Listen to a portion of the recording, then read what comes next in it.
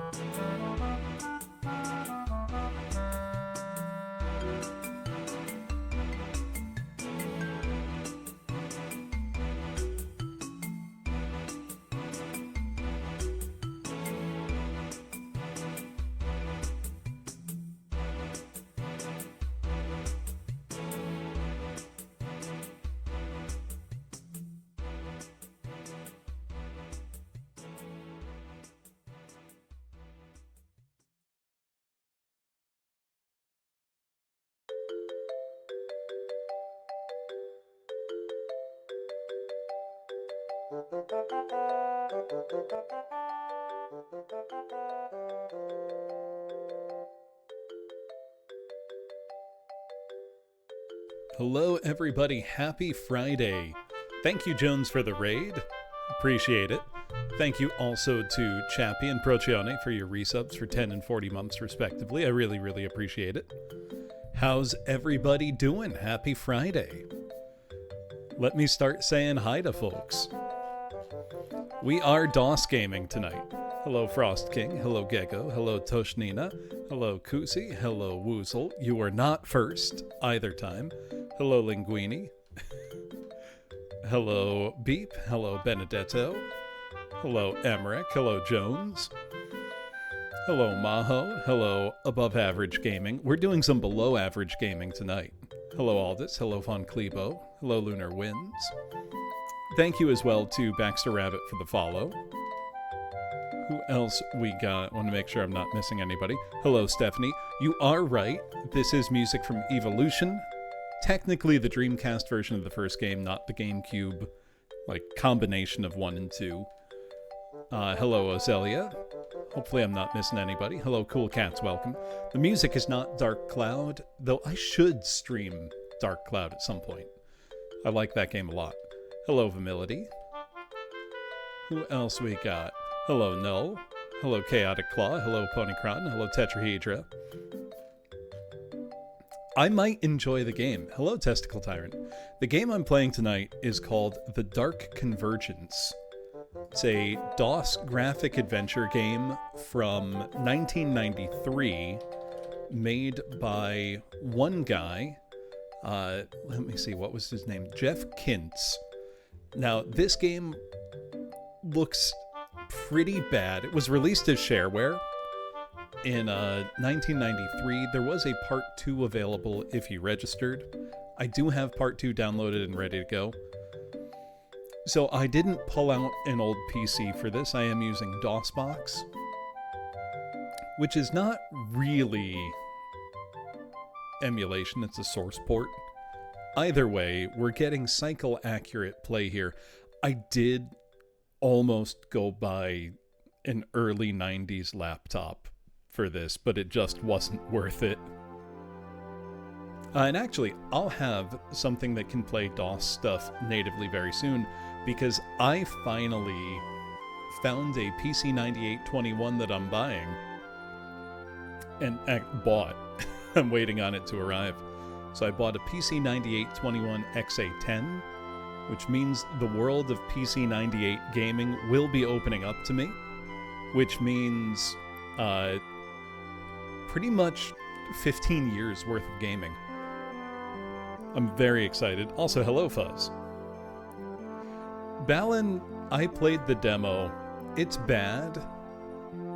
The best part were the funny little guys you can build a little structure for. I don't know how else to describe it. Anything with little guy management is good. Anyway, both Woozle and Jones have said The Dark Convergence is the single worst game either of them have played. This is a text parser graphic adventure, very much in the style of like King's Quest, the first one. Only this came out a decade after King's Quest and looks worse. I don't mean like looks like a worse game. It visually looks worse. It's shockingly ugly for 1993.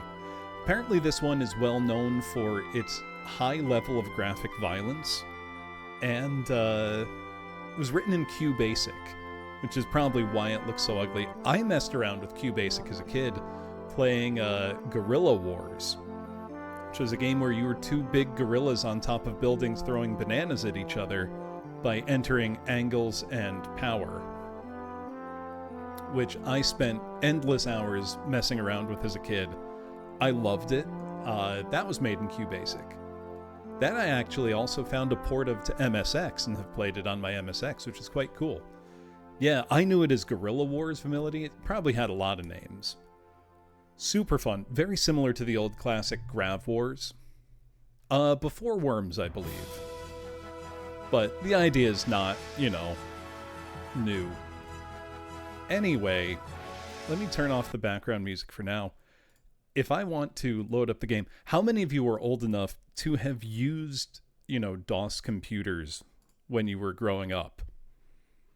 To have to type things in from a prompt. You turned on your computer and you were greeted with an interface like this.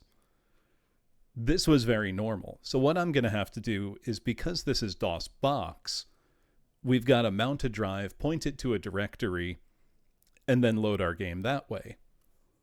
Very simple stuff. I'm pretty sure this is why there's a huge computer usability gap, where I've noticed a lot of younger people entering the workforce don't really know how to use computers, in the same way that the old people who were in the workforce at the start of my professional career also didn't know how to use computers.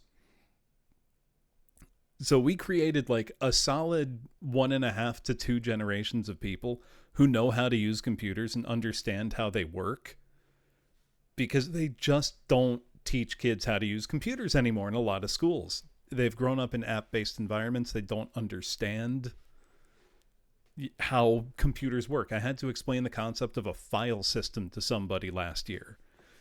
It was awful. What am I threatening, Doc Irving? Also, tell me about it, Newtsy.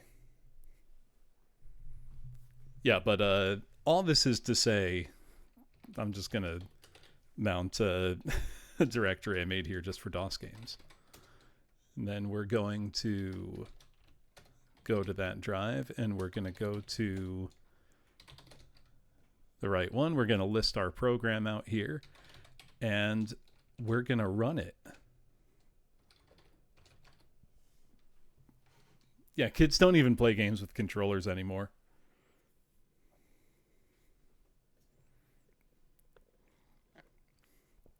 And Twitch told you to press the button. Do you just do what you're told all the time, Doc Irving? If so, I want you to go jump off the nearest bridge into a river in Minecraft safely.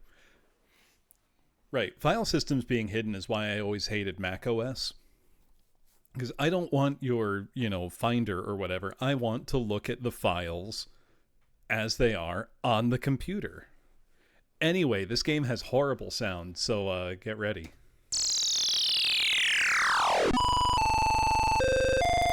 It's using that beep speaker as best it can. Just to say not very.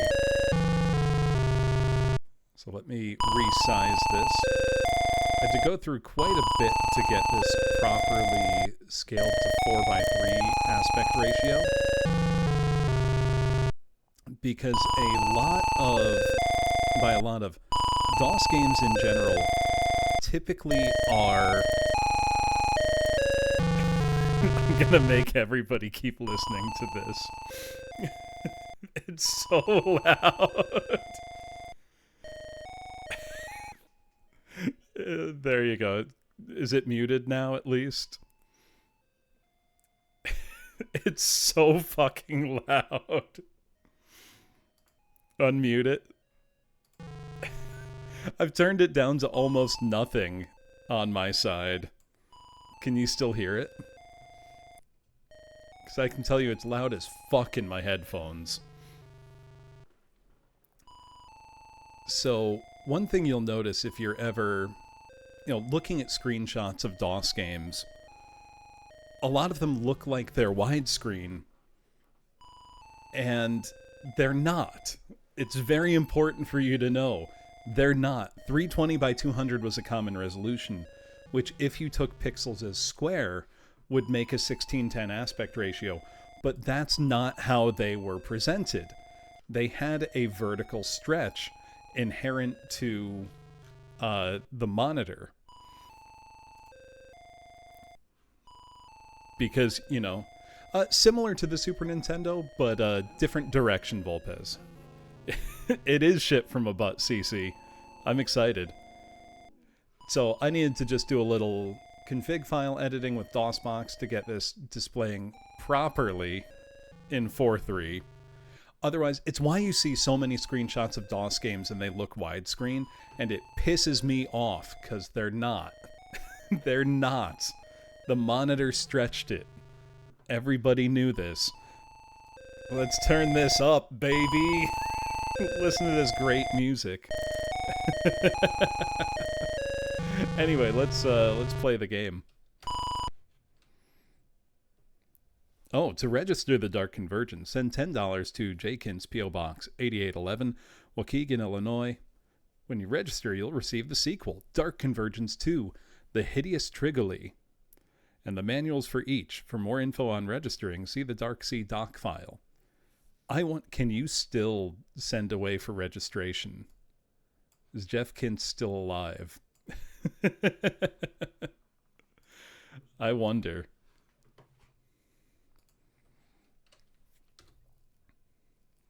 After another weary Friday, oh hey, it's a Friday, you and your coworkers, Lisa and David, head out to the country in your blue station wagon. An eerie strangeness falls upon the night. You drive, trying to ignore the feelings of dark foreboding. The road stretches endlessly while your car makes its way to the hotel. Up the road, a car speeds in your direction. The car looms closer and closer. With few yards to go, the car swerves into your lane. Its lights shine blindingly. You turn the car sharply to the left, hoping to avoid the inevitable. The sound of compressing metal resounds deafeningly. Smoke wakens you. Your car hit a tree at the side of the road. The other car is nowhere to be seen. With David hurt and Lisa in shock, you brave the night in search of help. Just going on a little trip with your coworkers, I guess. Kind of a weird premise. Could have just said they're your friends. Whatever. Let's go find help. And here we are. So this is a text parser adventure game. Hold on. You know what? Let me just get rid of the overlay entirely. And size this to take up a whole lot more of the screen. Hold on. Let's do it this way. You can really enjoy how this looks. Oh, I wonder if this is the kind of game where if I just stand on a screen for a while, it'll just fucking kill me. Enjoy every beautiful pixel. Now, this being a text parser game means that to control your character, you move around with the arrow keys and you hit enter to type things in. Doesn't look great. So we could just say, look. Dark forms crawl in the shadows of the withered trees around you. The road continues to the left and right. To the left, a low growling can be heard. Oil and other fluids drip from the wreck that was once your car. It does look bad, Cece.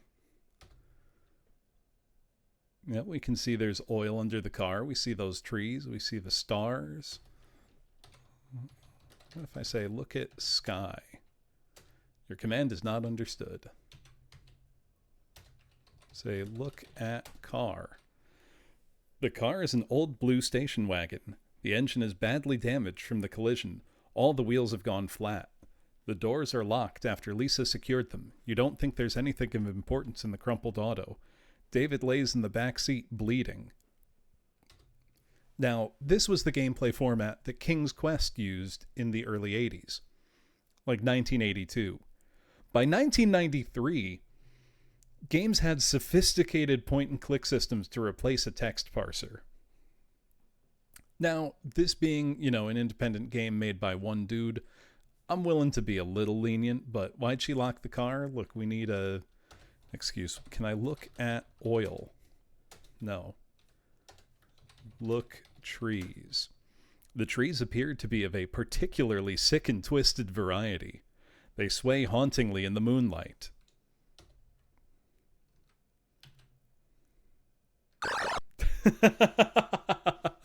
A powerful wolf jumps out from the shadows and tears you apart.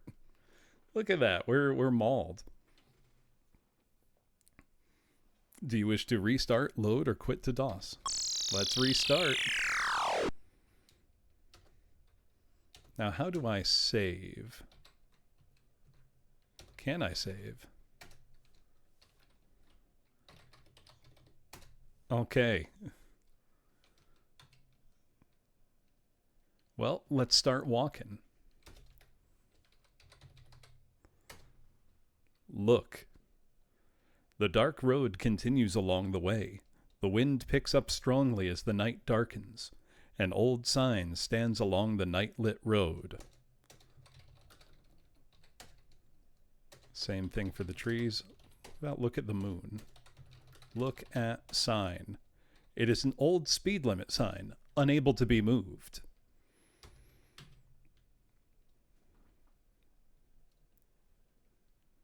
Oh, we got a rock.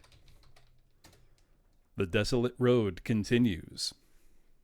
Yeah, sign designer, you could have at least included units. It's very irresponsible of you not to. The desolate road continues. Horrid shapes appear in the dark of the trees. The figures appear to be getting closer. Movement can be heard as underlying grass and leaves are trampled by unseen feet. There is a large rock lying solemnly here. You know what, Jeff Kintz? You made a game, and you got it out into the world, and 30 years later, I can play it. Which means, you know, you've left more of a legacy than most people ever will. Look, rock. Look at rock. It is a weather-beaten rock, too awkward to carry around. Pick up rock. Pick up rock. Lift rock. Whoa! You lift the rock to discover a myriad of bugs and worms writhing in the mud. Most squirm away from the moonlight, but one creature remains. A small orange beetle with a neon blue triangle on its back. Take bug. You can't take that. What? Take beetle. You grab the beetle. Look at beetle. Eat beetle. You eat and nothing happens. Damn it.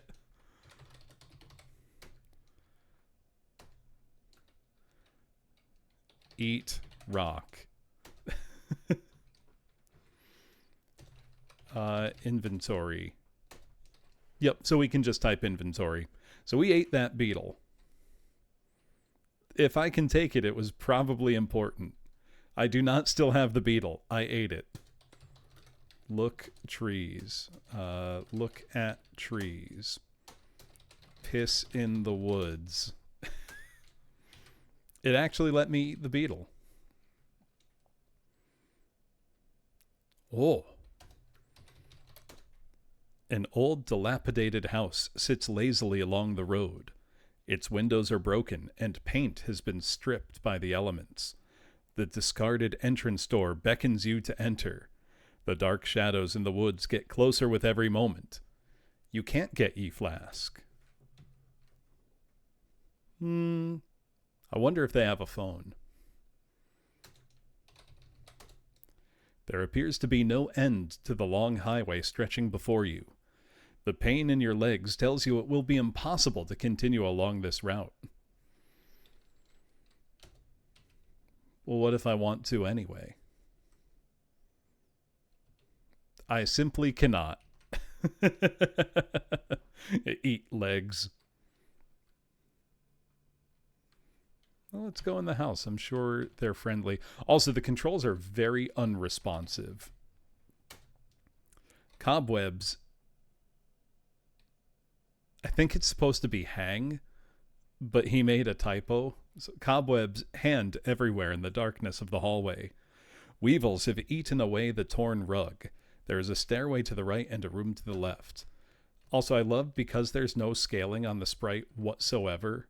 We just look gigantic if we walk towards the end of the room. Look at rug. Look at door. Open door. The door appears to be locked. It won't open.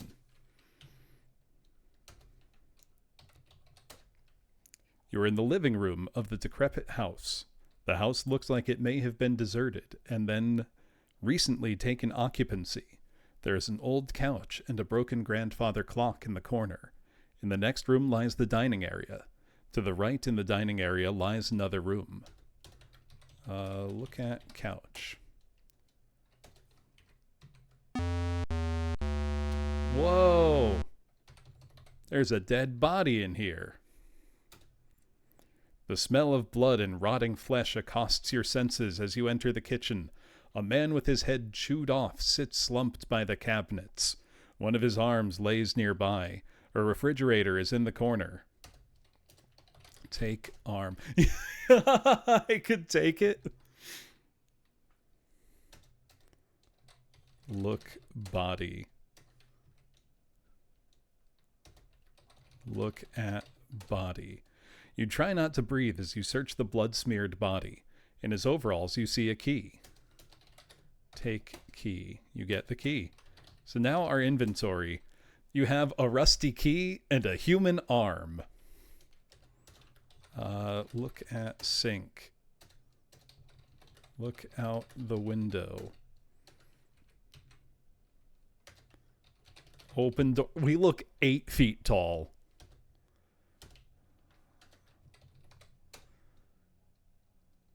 Oh, a refrigerator is in the corner. Open fridge. Look at refrigerator. Open refrigerator. The refrigerator is empty and unoperating. Are we Shaq? Use arm. Eat human arm. Throw human arm. Defile corpse. Kill yourself. You are unable to do that.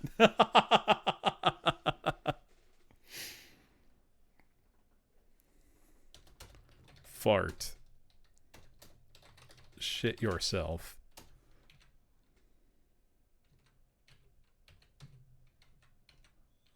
Let's see. Look at grandfather clock. How is my command not understood?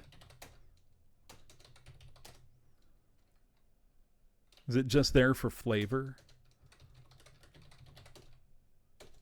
Okay, it's just there for flavor.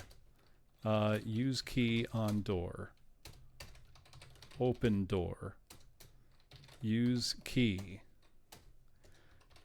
What's my inventory? Use rusty key on door. Use key.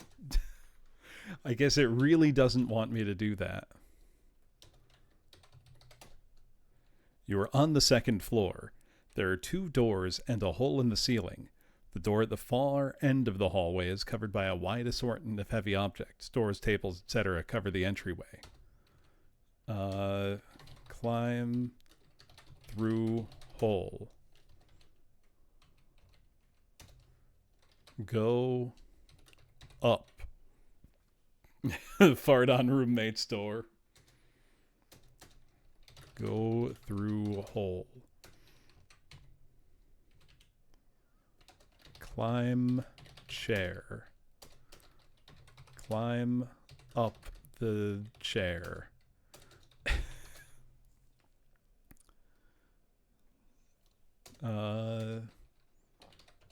Get on table. You can't get that. Get chair. Go up. Get ye flask. You can't get that. You can't get ye flask. Climb up.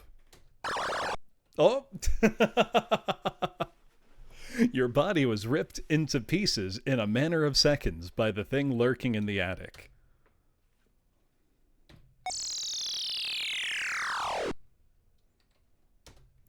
All right, well, we're making progress, slowly but surely. We know not to go left. I didn't load shit, but no.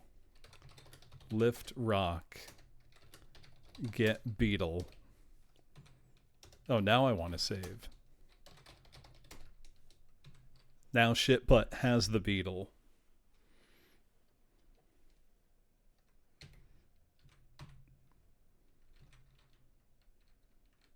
All right, we're gonna become a pro at this. Get arm. Get key. Can I open the cabinet? Open cabinet. Oh, you search the cobwebbed interior and find only a jar. Take jar. Look at us go.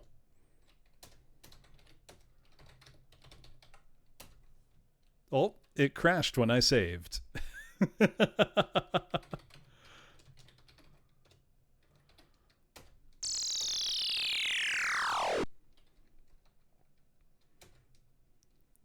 Great game. Load shit butt 2. Load shit butt 2. Nope, that just didn't work.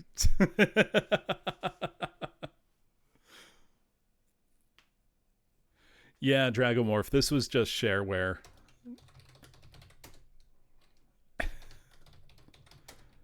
All right, we're fine. Now, I loved games like this as a kid. You know, King's Quest, all the Sierra adventure games, LucasArts adventure games. Loved them. This seems lower quality than most by a lot. I didn't say to go that way. Come on. Get key. Get jar. This gives shareware a bad name. No, this is about how a lot of shareware games were. Okay, let's save. But shit this time. Open door. You open the door. I feel like I've seen worse. What was that sound? You are in the upstairs bedroom. There is an unused bed with a sheet on it. There is a dresser in the corner of the room.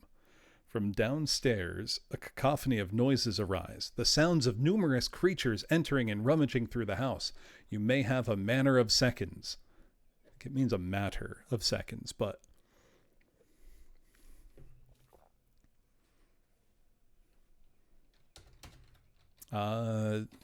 Get... Oh! Your blunderings in the room lead to the creature's entrance. Your death is pained and horrible. Your organs decorate the room's interior. Let's load. Oh, it worked! Amazing.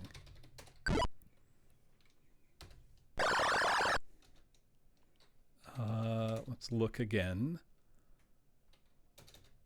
Close door. There's a dresser. Move dresser in front of door. Oh! You slide the dresser in front of the door. Just as you move it into place, the hinges whine and buckle as numerous masses press their weight against the door, fueled by the smell of your warm flesh. You have a few more minutes. This is just like when you play Don't Shit Yourself, or Don't Shit Your Pants, and you fart lightly. Do you know what I mean?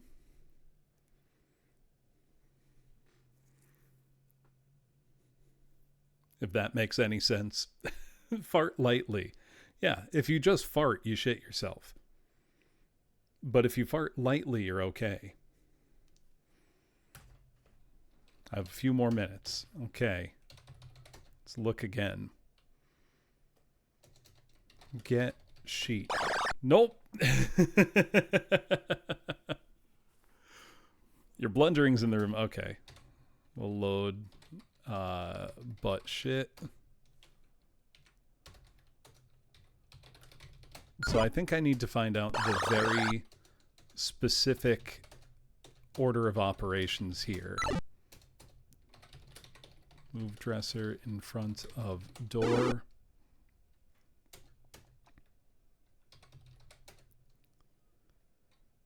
There's an unused bed with a sheet on it. Open window. Nope, that's not it. Oh, it has crashed again.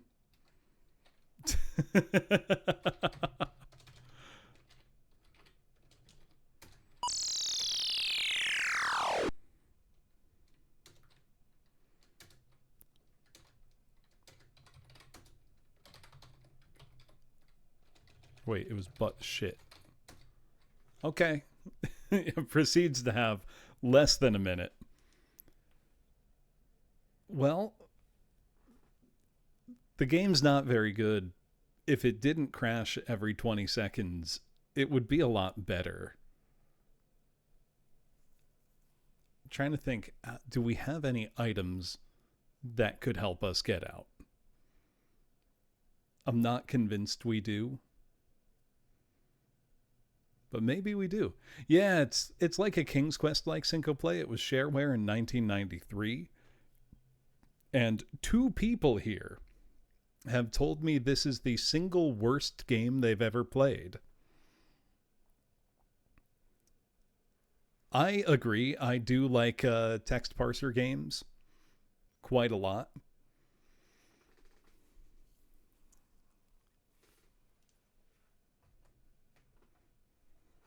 Yeah, Thy Dungeon Man 4 when? Seriously.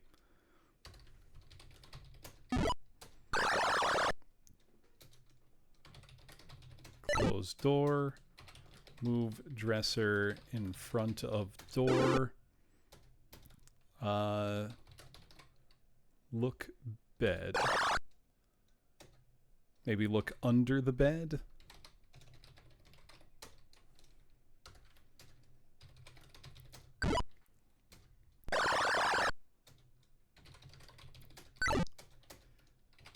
Move dresser in front of door. Look under. Oh, you quickly look under the bed.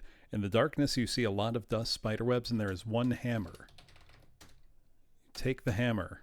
So in my inventory now. Nope. Can't do that.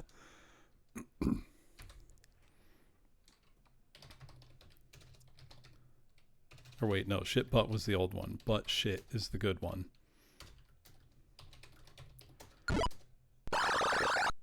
I will say I am having fun. Move dresser in front of door. Look under bed. I tried that before, jumping out the window and got killed. Use hammer on window. Nope. I mean, it's all the same person, Newtsy. Oh, you played it on a site, Woozle? You didn't just set up DOSBox as is proper?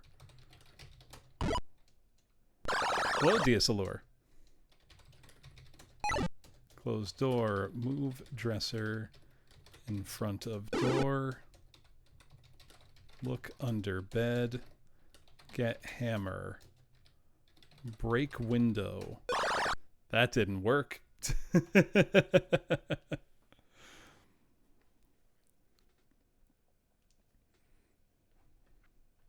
Well, why am I going to save, you know, in the danger room when I could do right before?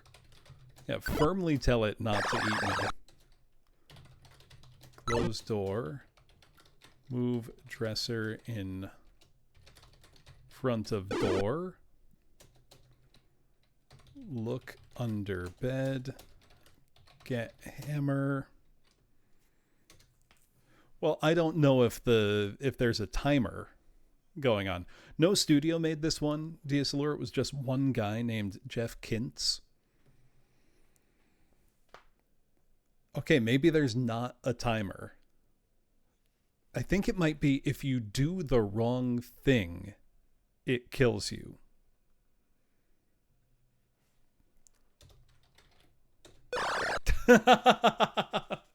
No, you can't fucking save in that room. That's the wrong thing. So it will kill you.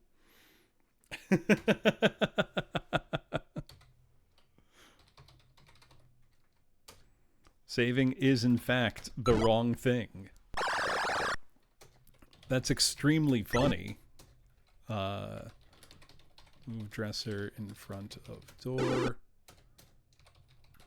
Look under bed. Get hammer. So I've got a bed sheet in front of me. There's a window. Can I tie the sheet into a rope? Tie sheet into rope. Now that doesn't mean that's not the right thing to do, but I might have given it the wrong command. Would be my guess. Move dresser in front of door. Look under bed. Get hammer. Tie sheet to bed. You tie the sheet to the bed. Exit. What? Exit's not the right one. Hello. Hey, Panis, thank you for 46 months. My goodness. That's amazing. My organs decorate the room's interior. I got one more step. It is very funny when the monster gets me, CC. And we get to keep hearing that sound, which it's fairly quiet for you. The sound is unbelievably loud in my headphones. Move dresser in front of door. Look under bed. Get hammer. Tie sheet to bed. Climb out the window. Nope. Is defenestrate? Do they want me to be that specific?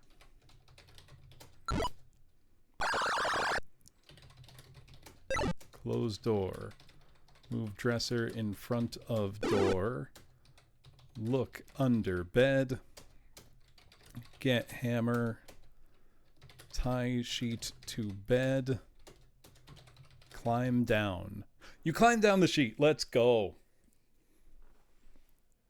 I'm crushing it.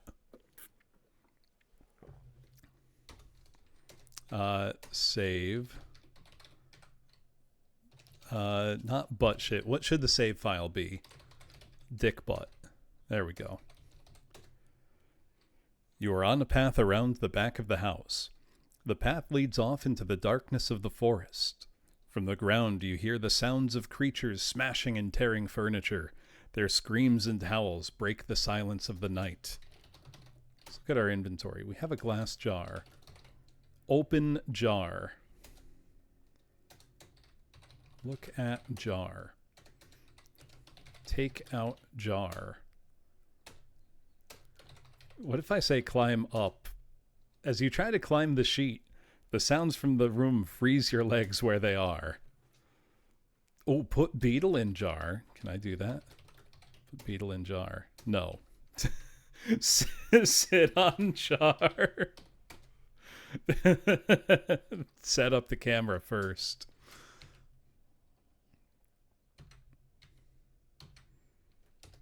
Oh no, we have a maze. Hello, Waka. You are in the thick of the forest behind the house. Your limbs quiver with fear. Two paths present themselves, leading to unknown destinations. The one on the right seems to descend to darkness. Well,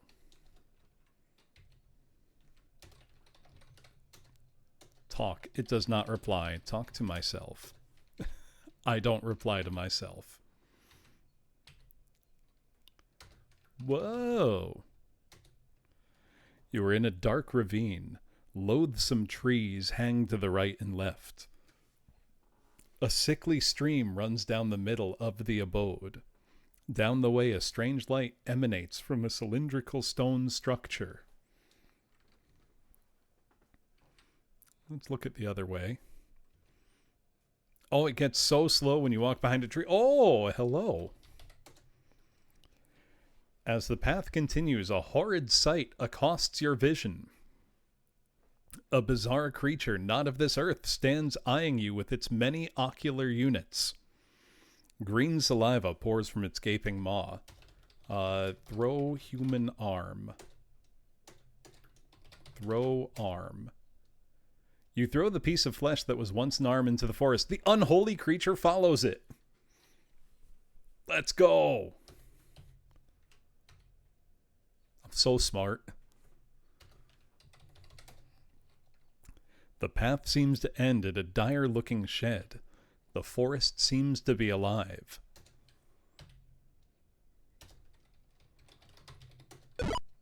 You open the door with the key you found on the person in the kitchen. Oh, so if you didn't pick that up, you still could have gotten out here. It would have been a dead man walking scenario. You are in the shed. There doesn't seem to be much of interest in here. From outside, you can hear unknown monstrosities trying to claw their way in. There's something odd about the area here. As if this place converged on something. Converged.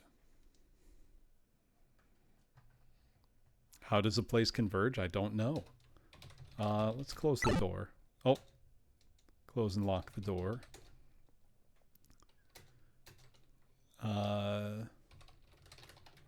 Look at what? The evil beings of the night find their way into the shed. They feast on your troubled organs. There's something busting up through the floor. Can I bust down through the floor? So apparently I did wrong thing, so I died.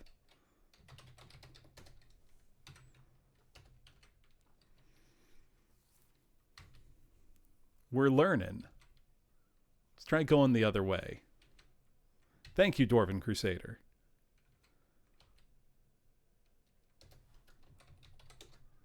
I love that there's no attempt at sprite scaling, so we just become gigantic. Drink stream. Doesn't work.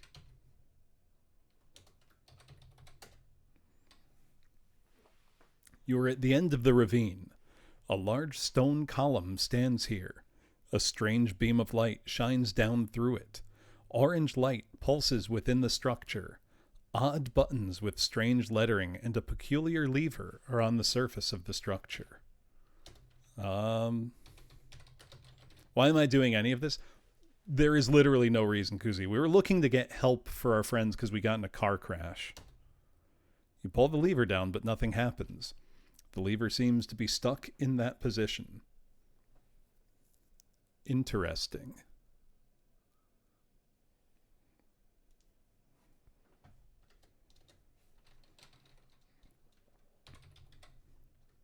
Thank you, cool cats.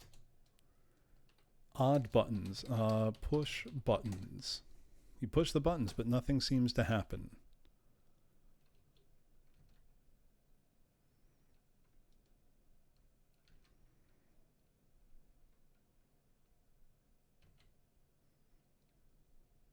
What if I just walk into it?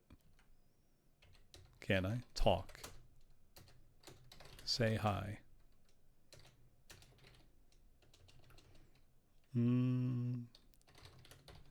Give beetle. Inventory. Hit it with the hammer. Throw arm. Really does seem like a one solution kind of thing.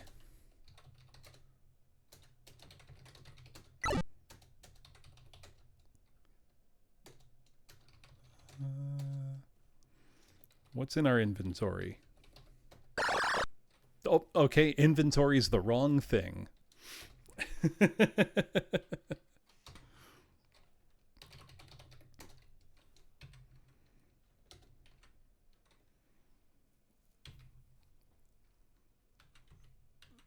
So the way I think about games like this, you only have so many items, and there are only so many ways in which you can interact with the world.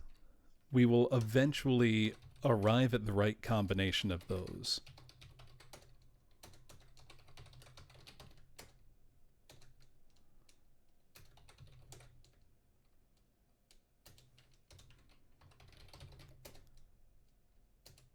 Does the beetle have to do with any of this?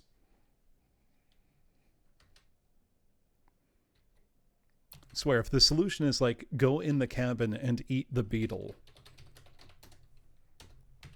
it would also be really, really funny if that monster like could be distracted by the arm, but that's not the only thing they're there for. Okay, so typing your inventory when you're in there kills you instantly. Good to know. Oh, you know, if the beetle was orange and the stuff on that stone pillar is orange, you might be onto something, Beep.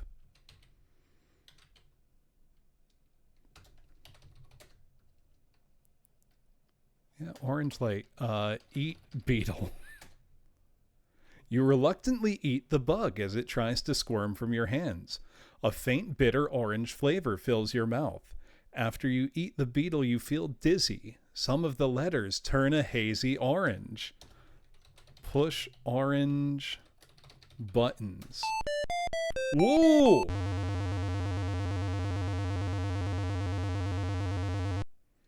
You press the orange buttons and a humming noise begins within the strange object in front of you.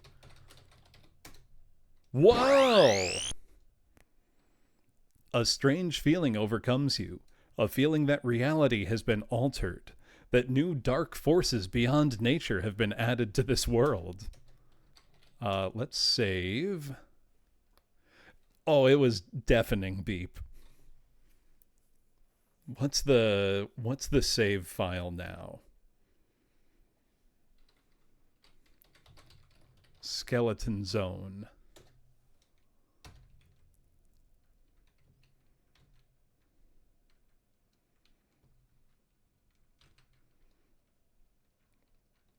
Maybe now the cabin won't instantly kill me.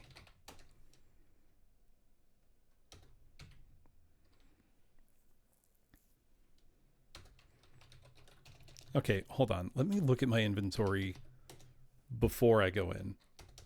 It would help if I spelled it right.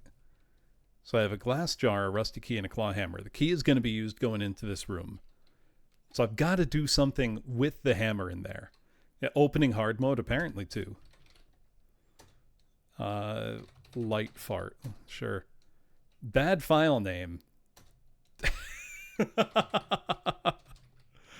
This game is very stable and works very well.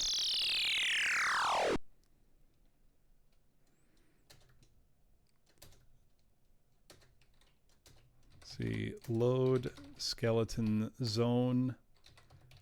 Did that not work? Okay, skeleton zone failed, but let's do that again. Speaking of my 3DO crashing howl, I should have my copy of Dr. Hauser either waiting for me now in the mail and I haven't checked yet, or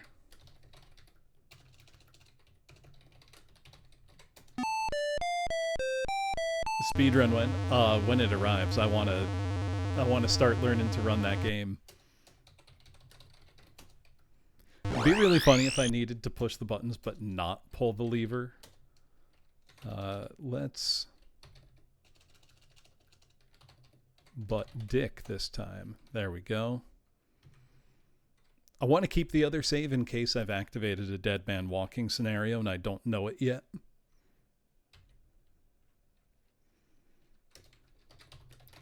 No, I'll say I like the way this creature looks. It's goofy. You know, it's fun. Not, you know, great looking, but it's charming. I'm being very generous. This hardly seems, I've got to say, like the worst game ever. You know? I think this is, well, fine is not the word, but I don't know. There are worse games out there. I mean, it's below average for sure.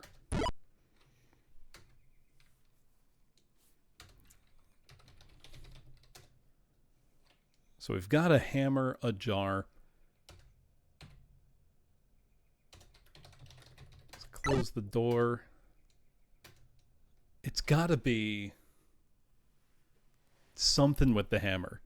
Oh yeah, Dead Man Walking is just part of these games, Jones. As long as one doesn't happen like an hour into the game and not come up for 4 hours, like King's Quest V, I don't really care. Use hammer. I should be more specific.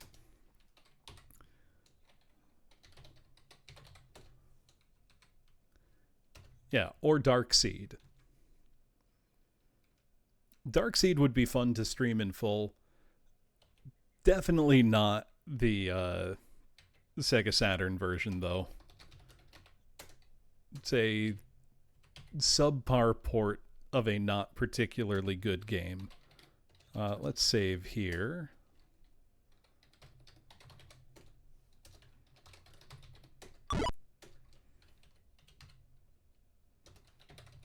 Close door.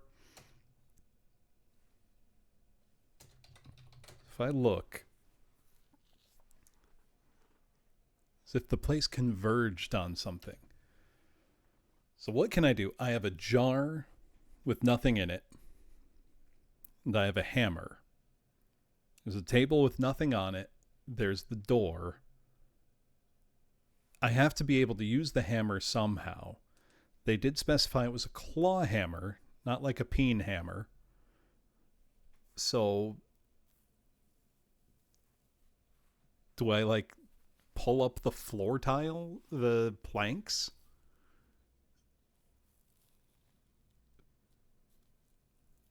About all I can think of.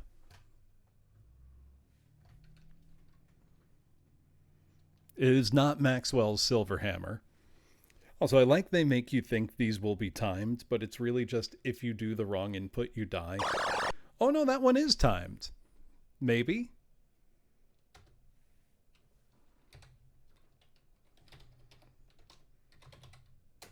Use hammer on dick.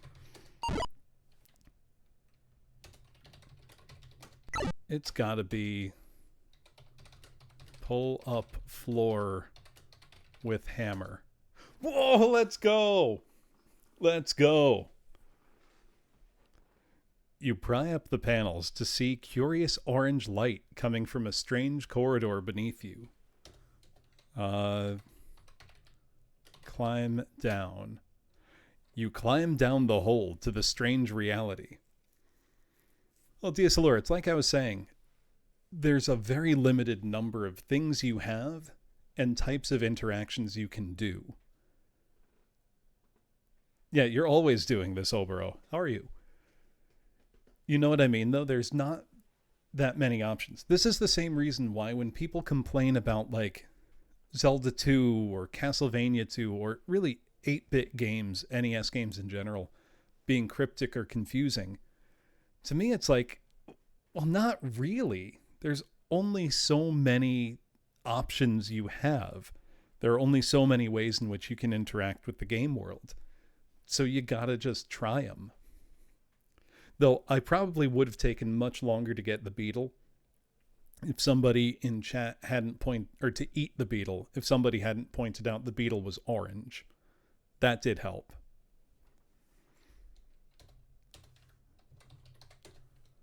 You are in an orange labyrinth. The hole you came from is above you. The hallway ends to the left but continues to the right. Let's make a risky save here and call it risky save. Nope. It didn't like that one.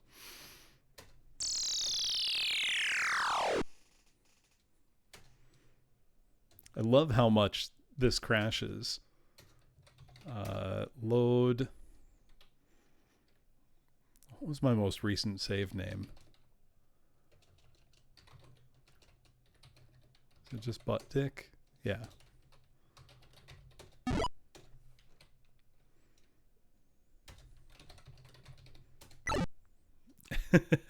Well, if that happens, Jones, it wouldn't take that long to get back here.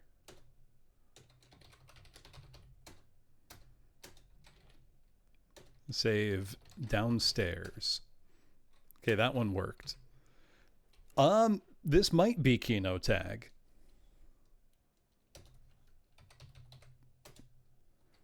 In the orange corridors, you see a strange sight. Pieces of a person are lying around with tubes of orange fluid being pumped to the appendages. A large glass container supplies the fluid to the disassembled body. The head laughs and says, "A good orange day to you." I'm always saying this.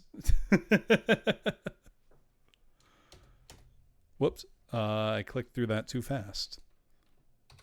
Let's load. Cool. Try that again. Yeah, use hammer on head. Maybe it will be Maxwell's silver hammer.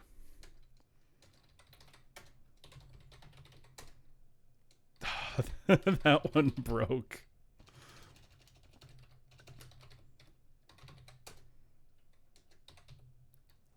Did it delete all of my saves?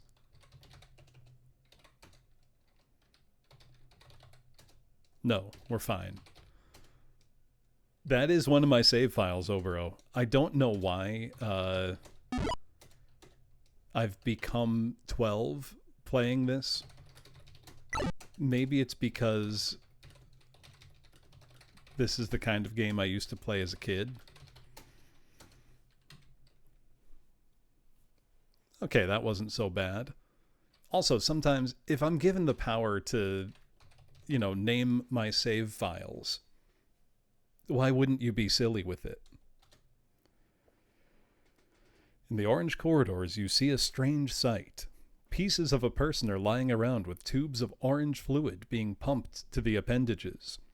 A large glass container supplies the fluid to the disassembled body. The head laughs and says, "A good orange day to you." The bizarre enigma continues. Welcome to the Orange Maze. A place you, the orange one, will never escape. The orangish will set you free. You must let the orange enter your mind, then create your newly found orange soul.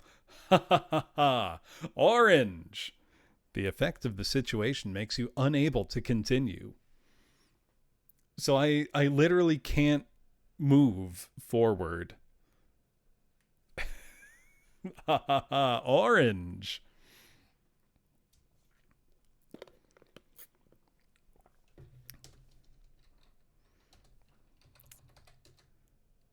Okay, looking just gives the same thing. Take head. Hey, thank you, friggin' heck, for the prime sub. Hello. Break jar. Hit head with hammer. Hit jar with hammer. Use hammer. I really can't walk further. Drink orange. Piss in jar. What's it say? A large glass container. Break glass with hammer. Break glass jar. Use hammer on glass jar. It's gotta be put jar on floor, remove pants. Look, we've made that joke already. Break glass container with hammer. Oh, that worked. I was just using the wrong word. Glass flies everywhere as you smash the container. The equilibrium of pressures causes air to be sucked into the tubes.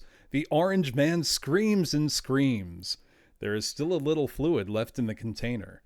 The man is silent, and your head clears. You may continue. So literally, it was just We were annoyed by this guy and so couldn't move on, which I find deeply funny. Kill this man for no reason other than he was annoying us.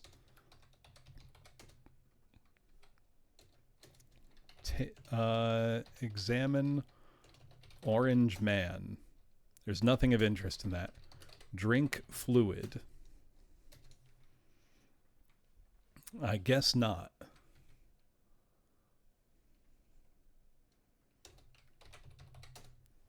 You're in the orange realm. The mysterious corridors continue both straight ahead and fork to the right. Now, I'm no expert in graphic design, but that clearly looks like it either continues ahead or forks to the left. Hey, thank you for the bits, Neil. Well, let's go straight. You're at the end of a corridor. A young woman, not woman, a young woman with scientist garb sits with a dazed look in her eyes.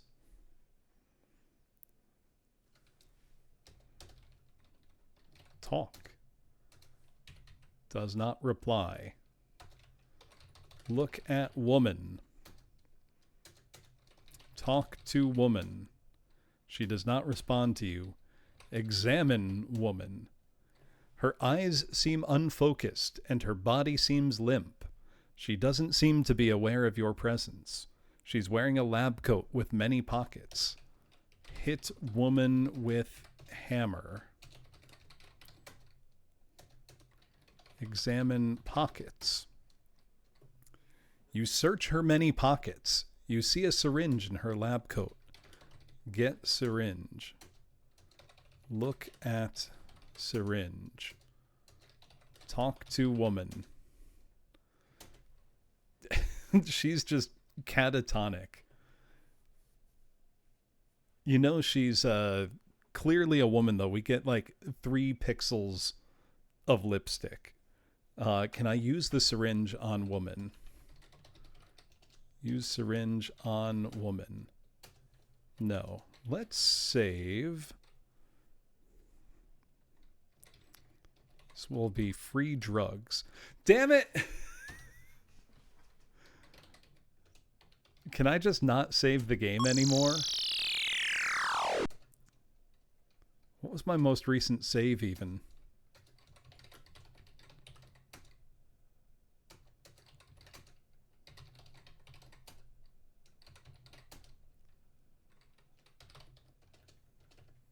Wow, what?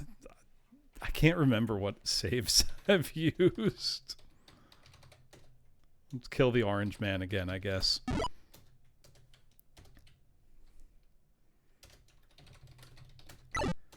I flew too close to the sun.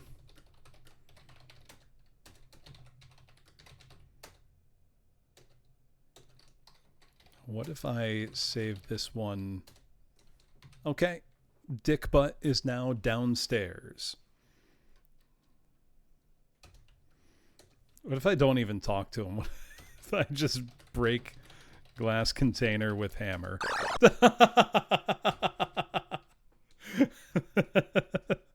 I didn't give him a chance. We just walked in there and smashed his shit. Can I just say get syringe? Yep.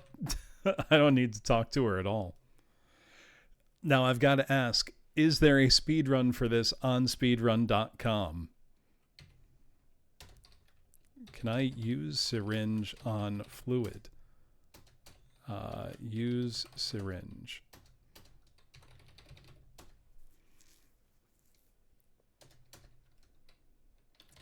Take fluid with syringe. You gather the fluid into the syringe. Let's go. And that save worked. There's nothing. Because I feel like once you know the commands, this game becomes really easy.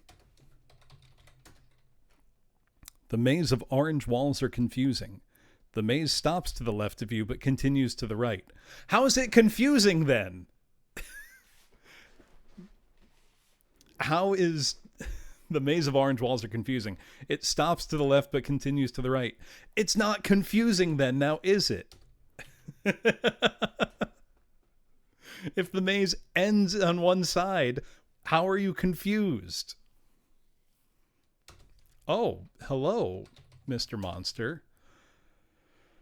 A strange reptilian guard stands firmly in the orange corridor. It does not appear it will let you pass. Well, it's not attacking me, though. Talk. Does not reply. Hit with hammer. Hit guard with hammer. You shock yourself, but your action does no good. Kiss lizardman. Eat guard.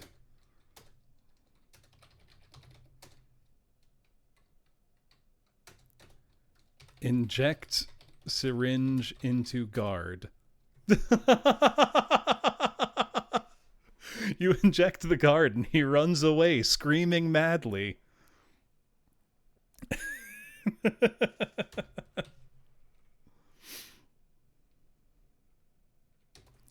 Whoa!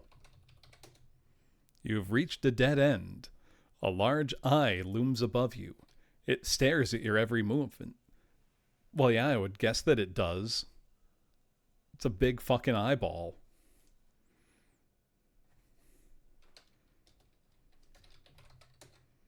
Does not reply. Hello, Imva.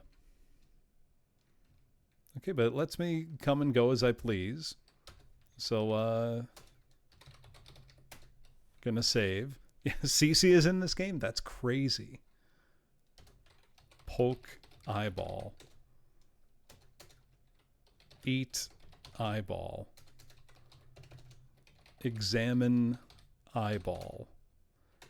Nothing of interest in that. I don't think that's true. Okay, eye is the word, not eyeball. It is a large eye, a single entity of itself rather than a part of something bigger. It does not seem to be harmful except to your mental health in any way.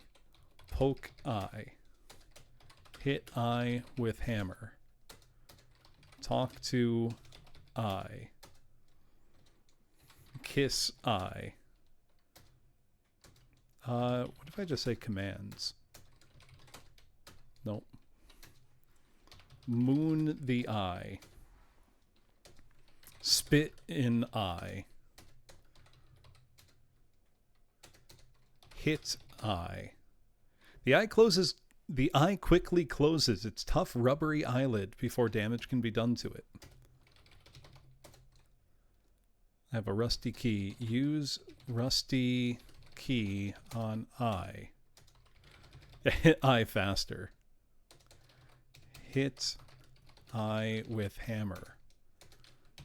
Well, he's not bothering me, so I won't bother him. You were deeper in the orange domain. You encounter 3 bodies hung upside down, completely wrapped from head to toe.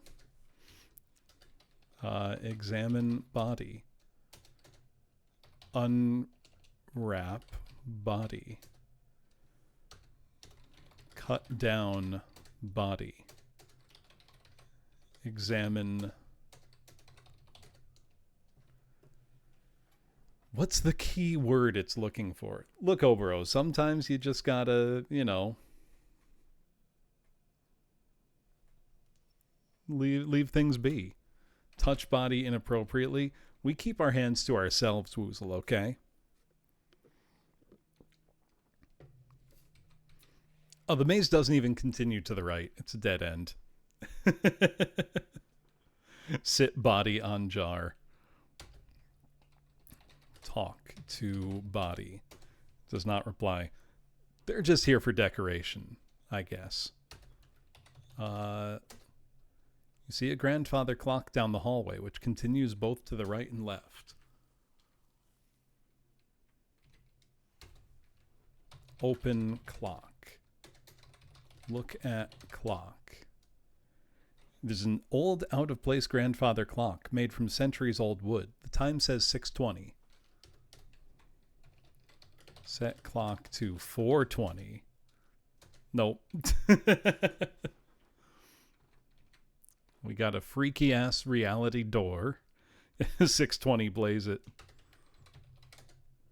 You seem to be at the end of this accursed place. The hallway ends here. There's a strange magical door standing here. The door remains shut. It does not seem operable by normal means. What was... Hold on.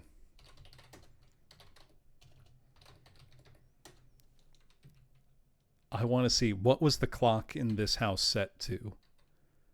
Can I see that?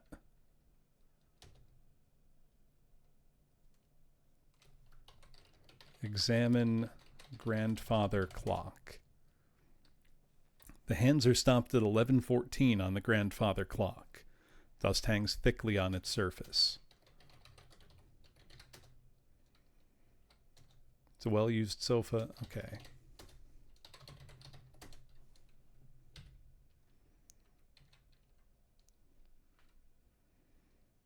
So 11:14 was our time. Can I say use clock? Set clock to...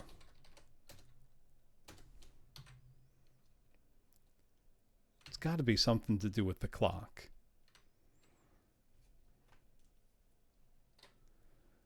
Right. I mean, exactly, Wordy. He made something. You know, it's more than I can say. Turn hands to 11:14. Examine clock.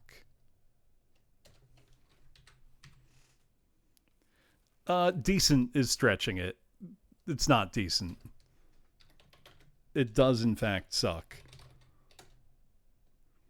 By the contours of the body, they seem to be human, but sex is unknown. They are securely tied to a wooden structure.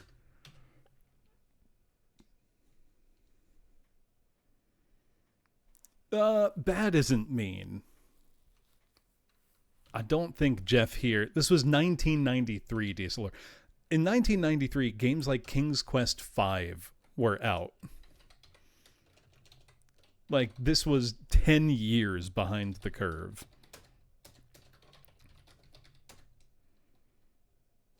Yeah, Doom came out in 1993. Ultima Underworld 2 had been out for a year. X-Wing was out. TIE Fighter was out.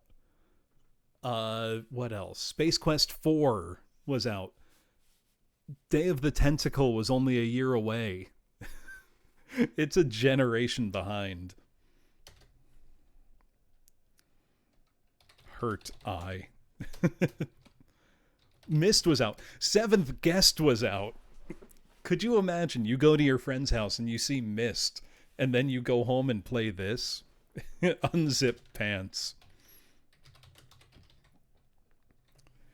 He made a furry game in 1999, set in the far future, circa year 4537 in the land of Medegar, when the furries are seen with mistrust and even hunted by the humans who are on the rise in the world. Pissed came out in 95, I believe. Can we play that next? Maybe. We have Kino at home.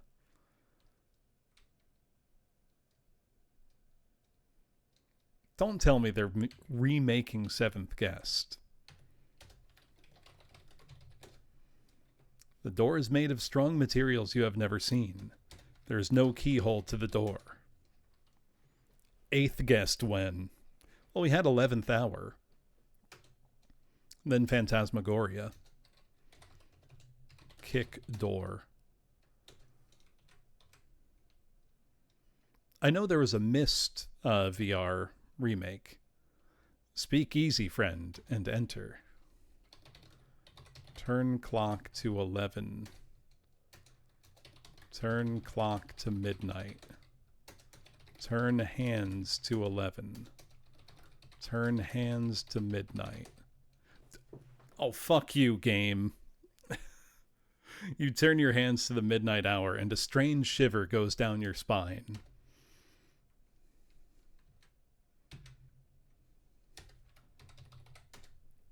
The door is open to a strange area of twisting energy leading to the unknown.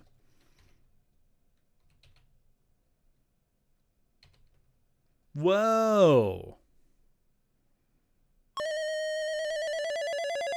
We got graphics.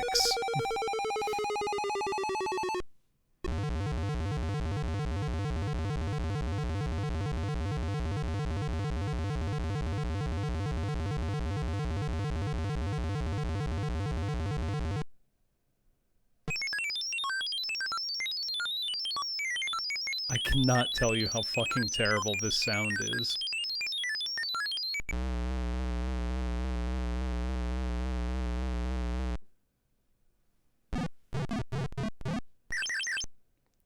Birds awaken you from unconsciousness. A new day has risen.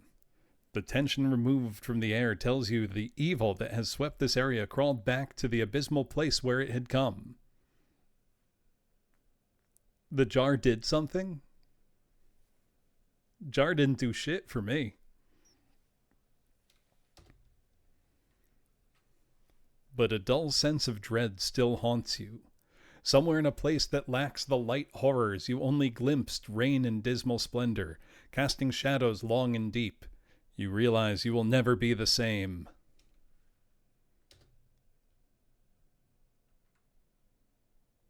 You stumble around in the forest, looking about. Eventually, you reach the highway, which is strangely deserted. In the distance, a car races toward you. Lights flash as it comes closer. The police car stops quickly, tires screech while it halts. Two officers race towards you and drag your body to the ground. Within seconds, you are handcuffed and dragged to the squad car. Delirious, you sit and wait. It seems that two bodies mangled beyond recognition were found in a station wagon, later found to belong to you. However, your present mental condition, mumbling insanely of things not of this earth, and the sheer strength it would have taken to do what had been done lets you off the hook. The case is closed. You, unfortunately, are sent to the Apple Orchard Institute for the Mentally Deranged. The end. Is there a good end and a bad end, Jones, or are you just fucking with me? I want to play it again. I could play the sequel, but what does the jar do, if anything?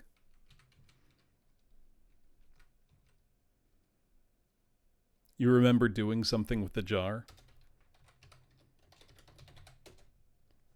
No, I syringed the orange.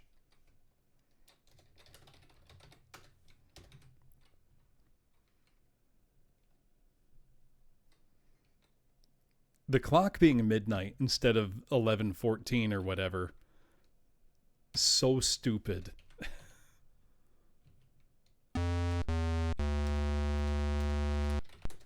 Get arm. No, I didn't say to go out.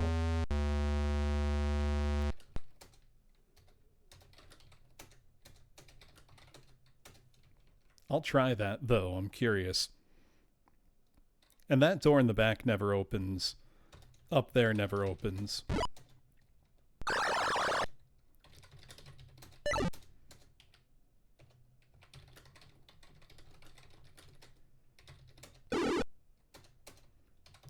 Look under bed. Get hammer. Tie sheet to bed. Climb down. Not getting the Beatles an immediate soft lock. That's extreme. Well, yeah, because you wouldn't be able to go back out. This does have a game facts guide. That's shocking.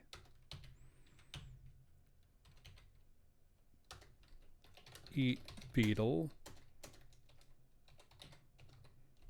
Push orange buttons.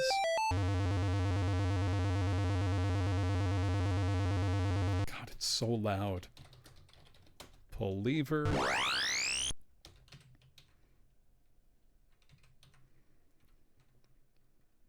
Oh, I should have put the live split up so I could time this. and submit it to speedrun.com.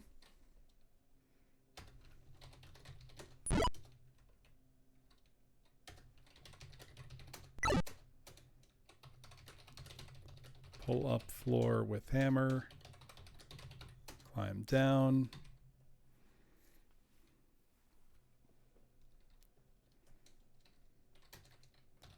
Break glass container with hammer.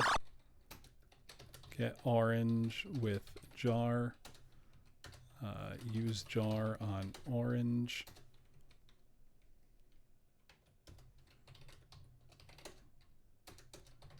Use jar on orange.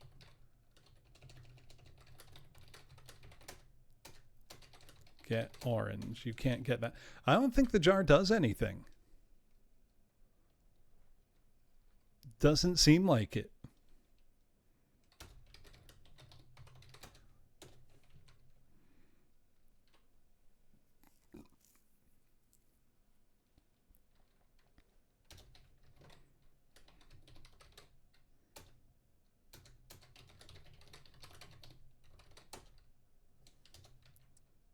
How did I do this? Use syringe to get fluid. Gather fluid in jar.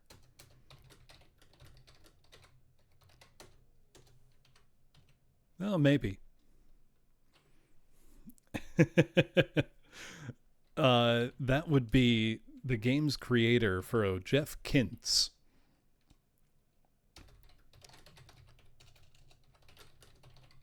Who I will scold for doing a bad job.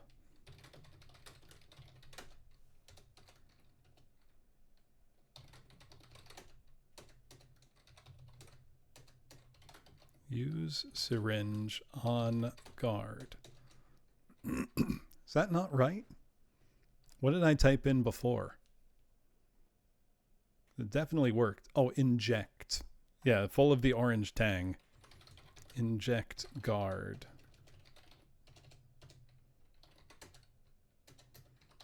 Inject guard with syringe. I think the big eyeball just doesn't do anything. If I need to do it before smashing it, I'll try that on a next run. But the eye wasn't doing anything to me, so... You are too far away. Wrong 2.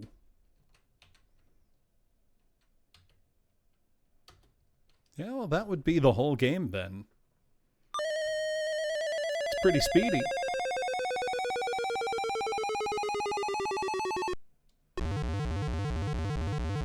As far as I can tell, there are only 2 potential dead man walking scenarios.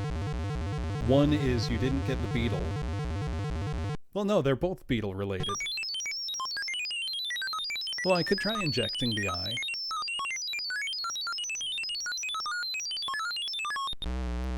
Gotta watch this shit again, though.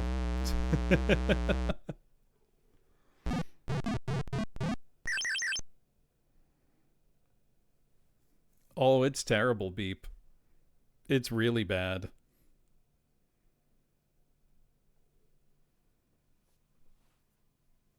Right, well, if you don't get the hammer, you're just dead. I don't think you can tie the sheet to the bed. Maybe you can, but... I don't know, it really only seems like there's a very few places that can kill you. Not to say that this is good, because it's not, but it's not as horrible as I would expect. Maybe I'm being too kind to it. It is mercifully very, very short. Right, yeah, the guard not being able to kill you, it feels like the developer just got bored. It's like, I'm done.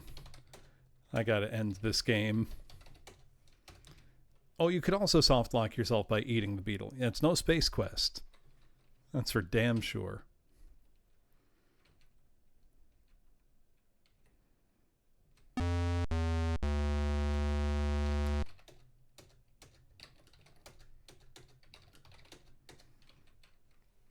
Those are all the items there. Could just be that there's a useless item in the game. A lot of the items in Dr. Hauser, it turned out, were totally useless. Dresser in front of door. Look under bed. Get hammer.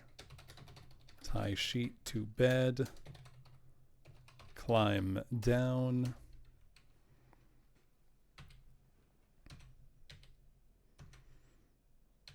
It would be pretty fun to get people speedrunning this. I know that I'm not cut out for speedrunning for the most part, because I just can't care enough about, you know, maximizing my inputs and routing and all that. Not for this. Okay, this time I'm going to try to put fluid in the jar if I can, and I'll also try to inject the syringe into the eyeball. Wait, no, the eyeball's after the guard, not before. So I wouldn't even be able to inject it.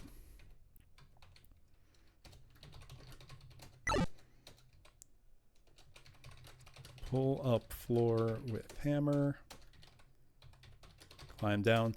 The woman, I think, just exists to be looted. What's this game even about? I couldn't tell you, Alruin, and I'm about to beat it for a third time.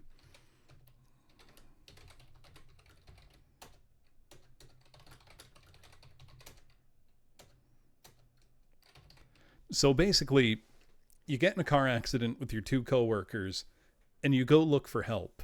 You find an abandoned house and just are suddenly in a mystery with monsters all around.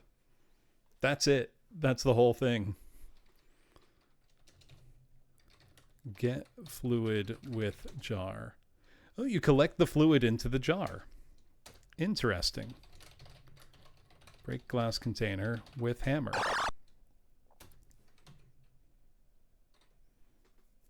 Yeah, it's very much like Colossal Cave, only this came out, you know.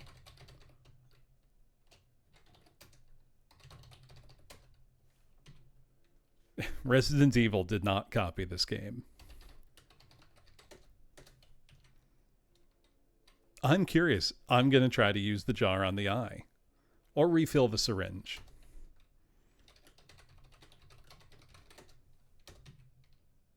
Now we've got two things of fluid.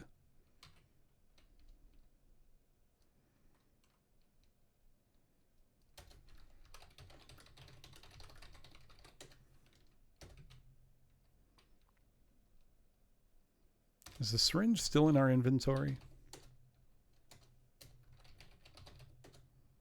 It is. Use jar on eye. Use syringe on eye. Inject eye with syringe. Splash jar on eye. Throw jar at eye. Pour jar on eye. Hit eye with jar. Use jar. What could the command be? Or should I try to refill the syringe? Oh, what about use syringe on jar? Empty jar on eye.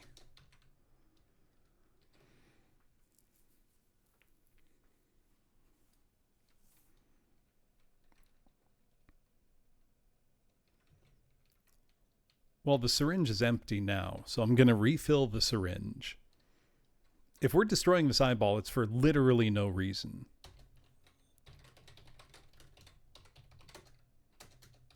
Get fluid with syringe. All right, we've got more fluid. We reloaded.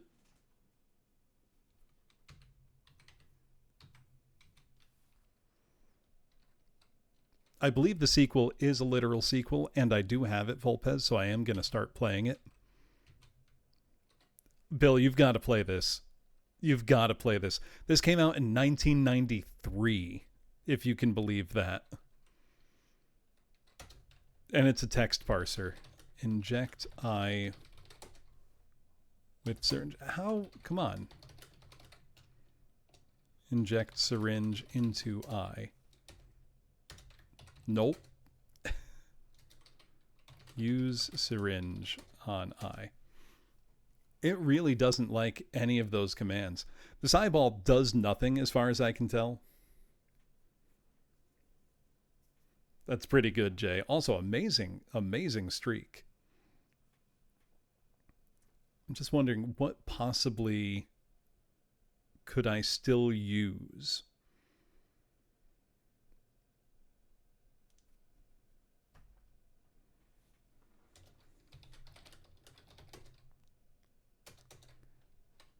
Stab eye. Hit eye. The eye quickly closes its tough, rubbery eyelid before damage can be done to it. I do love the Zork Games Angler.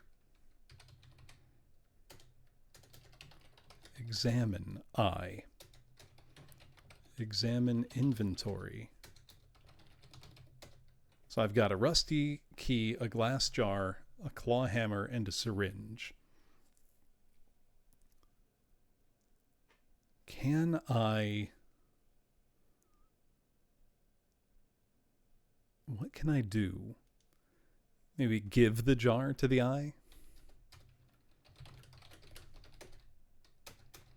Give jar a hug. Yeah, it's a Jeff Kintz game. I figured out most of the puzzles pretty quickly. Inject syringe into eye. Smash jar on eye. Smash jar. Smash jar with hammer. Stab eye. I think the eye, I can't think of anything to do with it. I tried hit. It closes too quickly. Sit on jar. Well, now it's full of the orange. I don't want that. Unwrap body. Inject body with syringe. Examine body. Examine wrapped body. Unwrap body. Nope. Cut down body.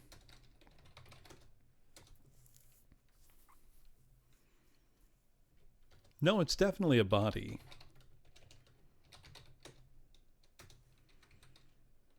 If anybody knows what to do about the eye, if anything is to be done, please let me know. I'm very, very curious.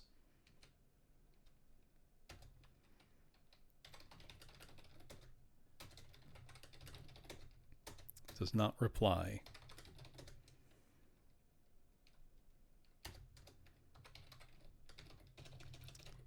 Inject eye with syringe. Throw jar at eye. Nope. Throw hammer.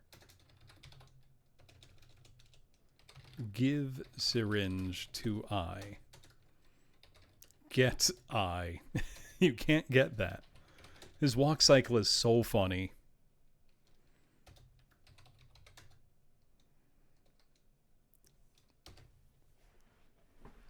Stare at eye.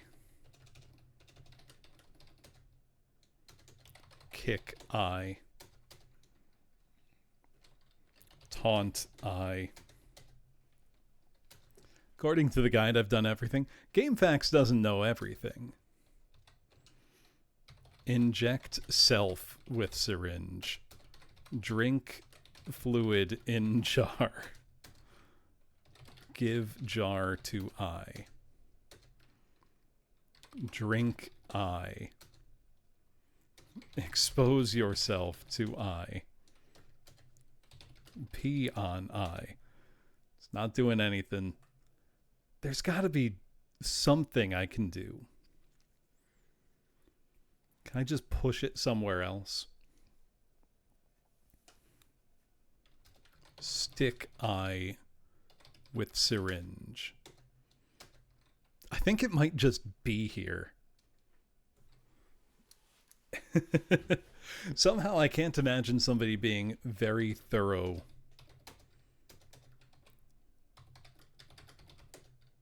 I think it is just a wall.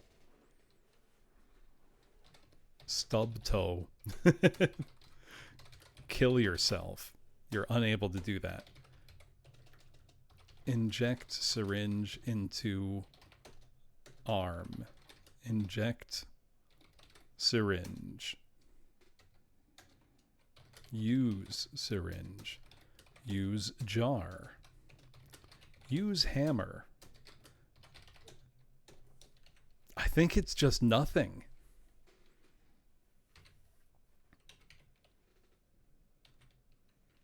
Well, you can kill yourself by just getting things wrong.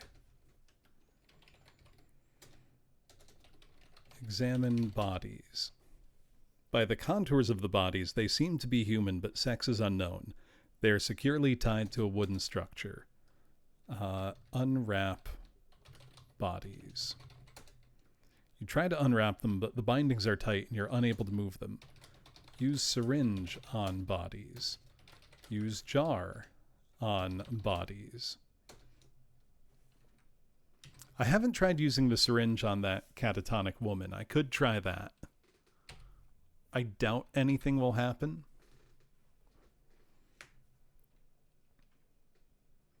This game doesn't seem detailed enough for that, but we can try it.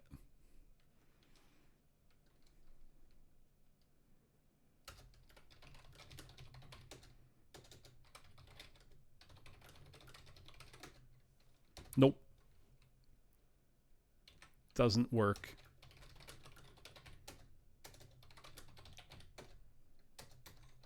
Hit woman with hammer. Inject woman with syringe. Nope.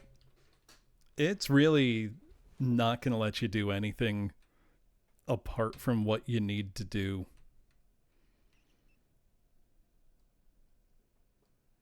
Do you think this hit 3 million copies? I wonder, is good old Jeff Kintz still out there somewhere? Can I send him $10 for the full version of this game? You are too far away.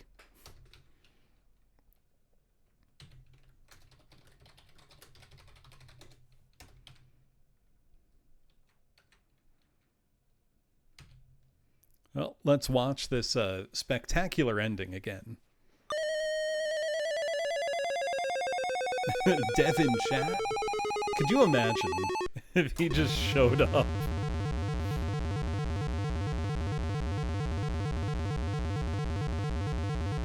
That would be incredibly funny.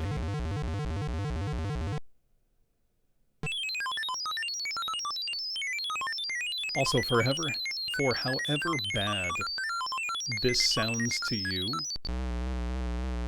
it's so much worse through my headphones. So basically, we get locked up for the murder of our friends. And that's Dark Convergence. So, you've successfully completed the Dark Convergence. Continue the adventure by registering this software. You will receive Dark Convergence 2, The Hideous Trigoli, only available by registering. Just send $10 US dollars to J. Kintz, P.O. Box 8811, Waukegan, Illinois. Your order will be shipped. Your order will buy shipped promptly. No, it was shareware, Volpez. Well, what a game. Let's play the sequel.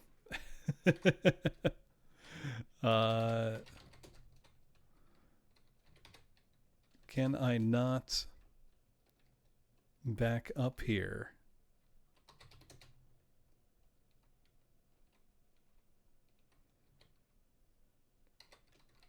Did I not go to...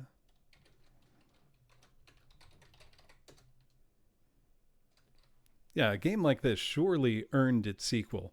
So hold on, I need to check what's the file structure I set up for this.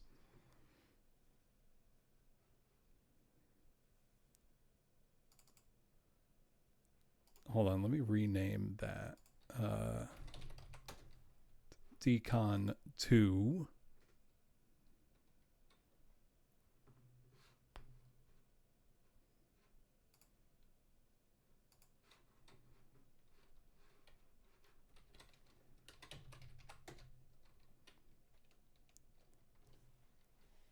God, I'm trying to remember how to just go up one level in the directory here. There we go. Thank you. And what is the file? dc2pt1.exe.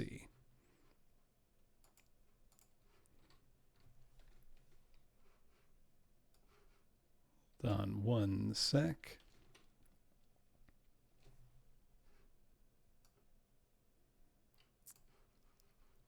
dc2pt1.exe. Oh, part 1. We've got production values now. Oh, here we are. Look at this. Dark Convergence 2 Part 1. You are in the corner of an alley near the downtown area of the city. Grime and garbage surround you. Overflowing garbage cans line the walls. The dark walls are hidden by a camouflage of fading graffiti. Previously read papers float by you. South reveals the downtown. Examine trash. Nothing of interest in that. Examine graffiti. Obscene words and gestures are scrawled across the filthy walls. Spray paint and other media faded and crumble along the brick and stone. Signs and symbols from gangs long gone are carelessly scrawled. Some of the old words and unfamiliar signs give you a curious sense of dread. And I have no items. Scold Woozle. Woozle, you can't just say asso in chat. That's rude. We'll make our first save as Dick Butt. Oh, his walk is even funnier looking now. Can't kill yourself. Woozle, thank you for being helpful and giving me the directory command. Get trash. But I'm the trash man. You're in the downtown area of the city, close to the modern skyscrapers and industrial factories. The streets are filled with garbage, and few people walk the sidewalks unless they have to. Disregarded meters stand on the walk. Many do not function. You're by an apartment complex. And the game is actually kind of fun, Woozle. The meters, some broken and others intact, stand along the sidewalk. Some stand broken, forever giving cars unlimited time. Others forever give none. I love how the text box doesn't fit all the text. It's just hanging out.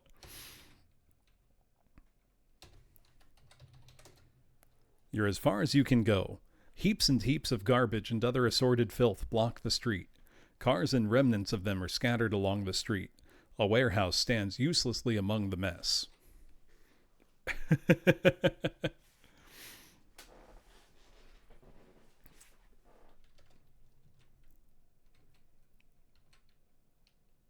Can I go in? I can. You're in an abandoned warehouse. Crates are stacked chaotically everywhere. Dust and cobwebs stretch across the surface of everything. Light creeps through holes where the building is starting to come undone.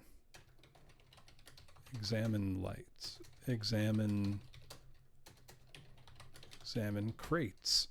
The crates have long since been opened, and any valuable contents have been removed and sold to a pawn shop or fence. Open crate. Your command is either not understood or will not accomplish anything useful. Try another command. Interesting. This was 94.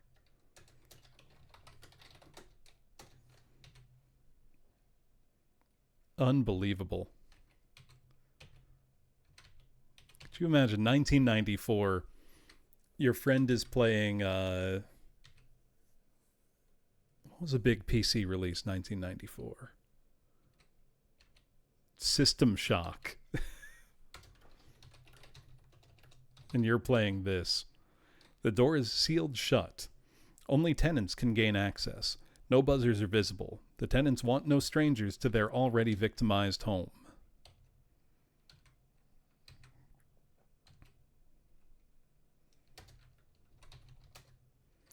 You're further into the downtown. A bank now closed, perhaps out of business, and a neighborhood grocery store are the only buildings here. The sidewalk continues to the right. Yeah, Doom 2 had just come out. Open red door. Open door. The bank door is tightly closed with warnings of impending alarms should anyone attempt to break in. Oh, we have a person. You're in a small grocery store. Food items are among the shelves. You see eggs, cereal, cigarettes, cans of peaches, and more. The bored cashier, who might also be the owner, looks at you suspiciously. Talk to cashier.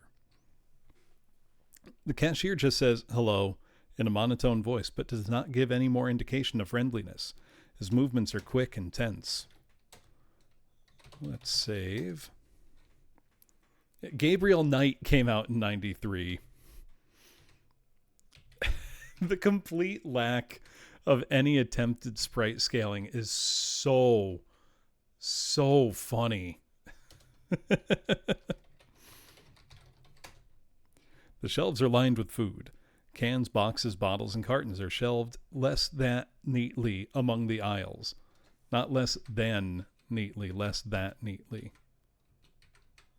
Let's do violence. Punch cashier. Talk to cashier. Hit cashier.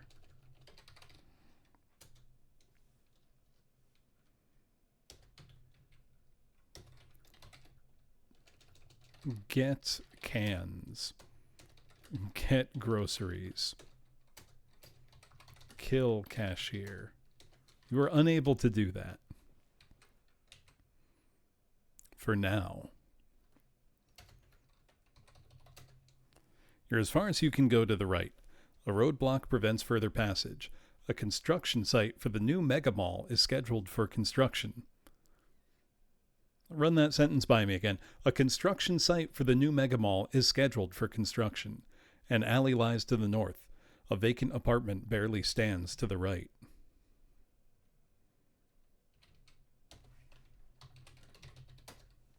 The door is nailed shut. The current illegal occupants must have found some other way to gain access.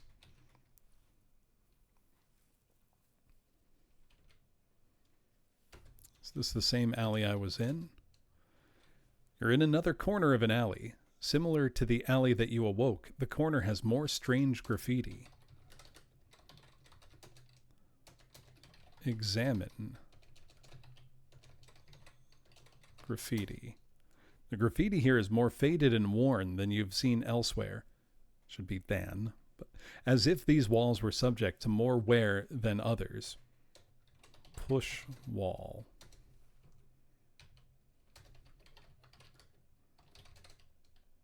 You examine the wall closely. As you do, the wall starts to shift and shimmer.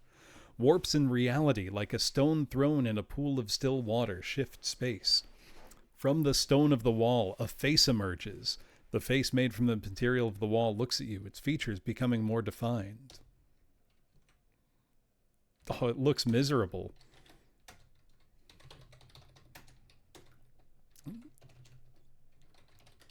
Examine face. The face is one that has emerged from the wall. It was as if the wall was liquid and somebody's poured it into the shape of a face. Talk to face. The face says, Randall, we have a name. It is not important who I am. You must act quickly. There are those who want to destroy you, especially one known as Dr. Alsheim. Avoid him at all costs. We want to help you. All will be explained later. Look for a convergence to the other world. There, ask the front desk for help. Hey man, you want to help me out a bit more? Okay, we got to look for a convergence.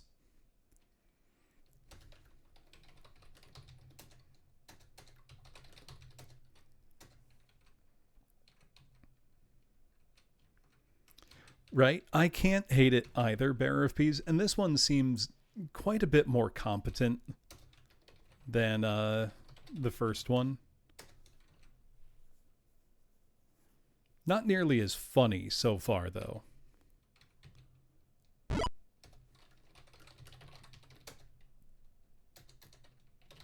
Ask for help. Nope.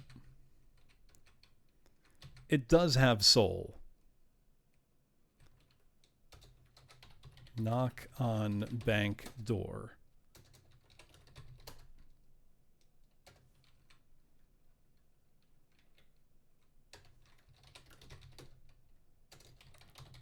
Knock on door. Talk to door. Does not reply. Maybe one of the meters?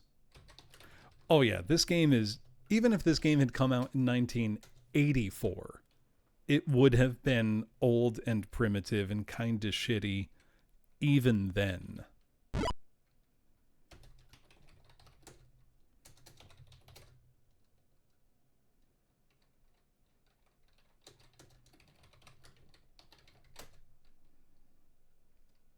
He wanted $10 for this and the other game. You know what? That's fine. Eat crates.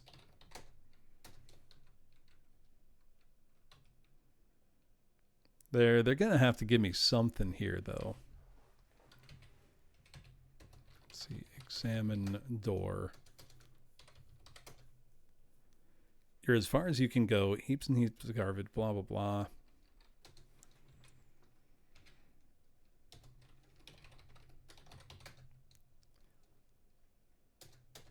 Move trash can. Open trash can. Examine graffiti. It's got to be something like that. Examine unfamiliar sign. Examine trash. Take trash. Examine asso.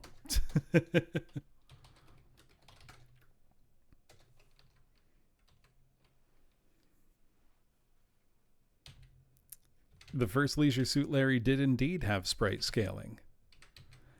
This game being made in QBasic... Oh, there's an ambulance now.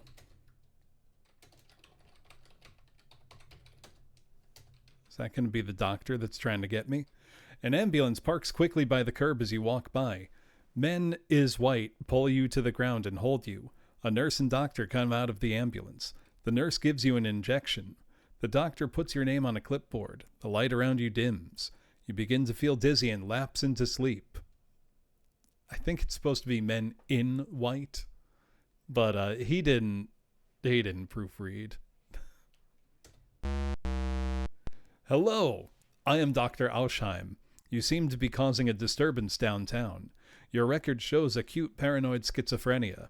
I think we can help you. But in order for us to help you, you must submit totally and completely to us.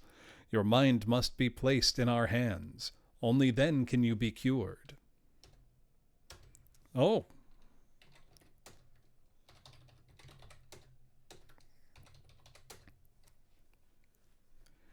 Light streams through a small window to what seems to be, given the padded walls and the steel door, a mental institution room. He did not proofread this at all. Light streams through a small window to what seems to be, given the padded walls in the steel door, a mental institution room. The door has a small window only openable from the other side. There is a bed on one side of the room held by a mattress frame. There is nothing else here. Grace the world with Dark Convergence 3. I don't want it to look any better than this. The bed is simply assembled and is held by several small metal pieces for the frame. It has clean white sheets ready to be slept in. That is an orange sheet.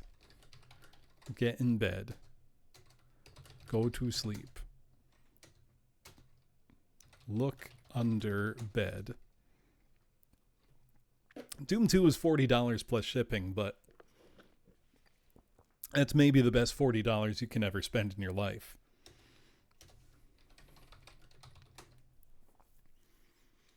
The door is tightly shut and locked from the outside. The hinges are tightly screwed in place. Disassemble bed. Hey, that worked! Taking apart the bed, a long and seemingly fruitless task, eventually displays something that may be of importance. A small piece of metal used in helping keep the frame together. Take small piece of metal. Get small piece of metal. Take apart bed.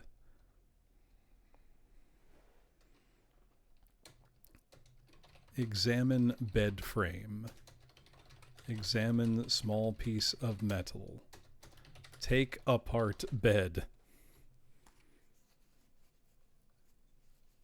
How can I not take this? It's getting somewhat frustrating. What command do you think we're looking for here? Take metal piece. I tried that. It wasn't working for me.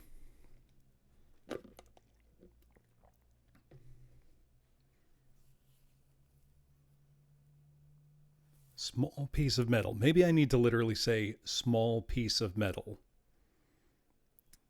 You know, like extremely directly.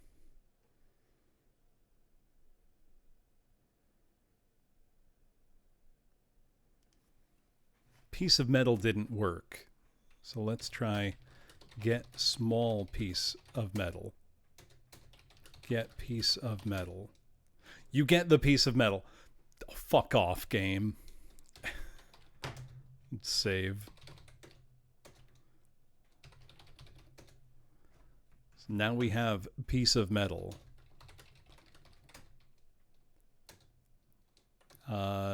Pick lock. Examine door.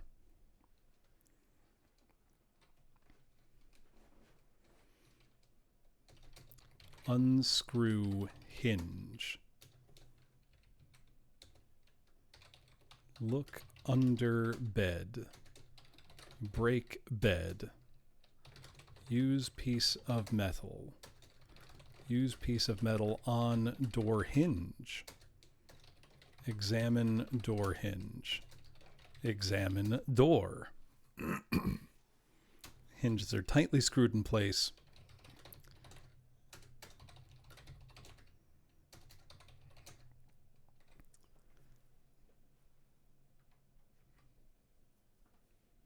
What about looking under the mattress, maybe?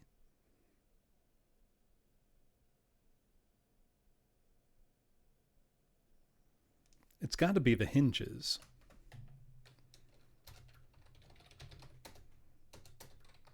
Unscrew hinges with piece of metal.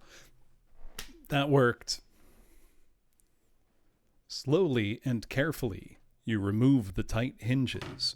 They slide uneasily out from holding the door. The door is now removed. Now, I've got to ask Jones, Woozle, did either of you play this one, or did you only play the first one?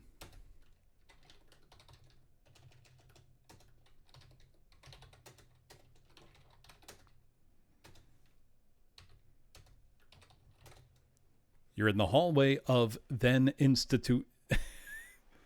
You're in the hallway of then institutions. Doors from other inmates are along the corridor. Occasionally, shrieks or murmurs echo off the walls. In the next room, an elderly man sits on the floor grabbing at things invisible to you and the rest of the world. He occasionally mumbles. Oh, Riley, you should have seen the first game. Institutions, that's right. Open door. Can I not open it? You're along the corridor of the institution. Doors keeping the insane from the rest of the supposedly sane world line the halls.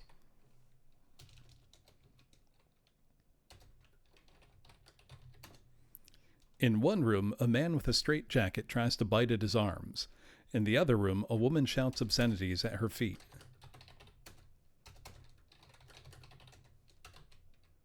They don't reply.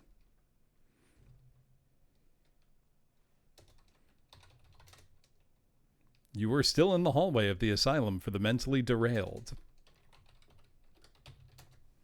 In one room, a naked man in his 40s salutes a green circle crudely drawn on his wall. In another room, a man stares blankly into inner space. Green circle, we saw that in the graffiti hallway. Talk to man. Open door. Talk to naked man. He doesn't reply. I feel like that's the guy we got to talk to. Oh, maybe not. You're in the office of the resident psychiatrist. The office contains a desk, chairs, and a filing cabinet. A thick glass window shows the outside surroundings. Look outside. Examine desk. The desk is neatly organized with files and papers, along with a variety of writing instruments. There's also a paperweight on his desk. Take paperweight. You get the paperweight. Examine filing cabinet. Nothing of interest in that, my ass.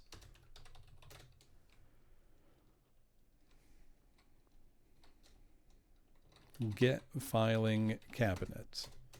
Open filing cabinet. Open door. The door is locked. Through the keyhole, you can see a hospital bed with a box and a strange headphone type things attached to it. Use metal piece to open door. Break window with paperweight.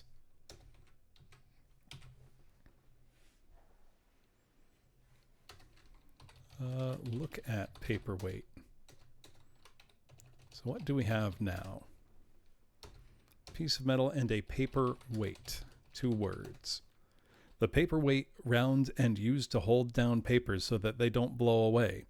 It is rather heavy and small. He didn't proofread this game at all. Like, not even a little bit.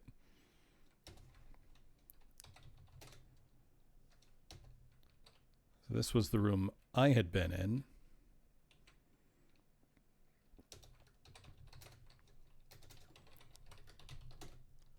One of the rooms is empty. The other is occupied by a man who firmly believes he is Chiang Kai-shek.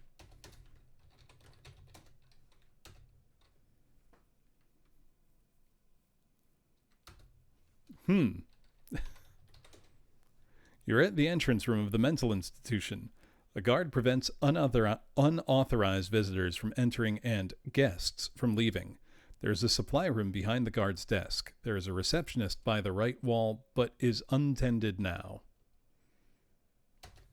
Let's save.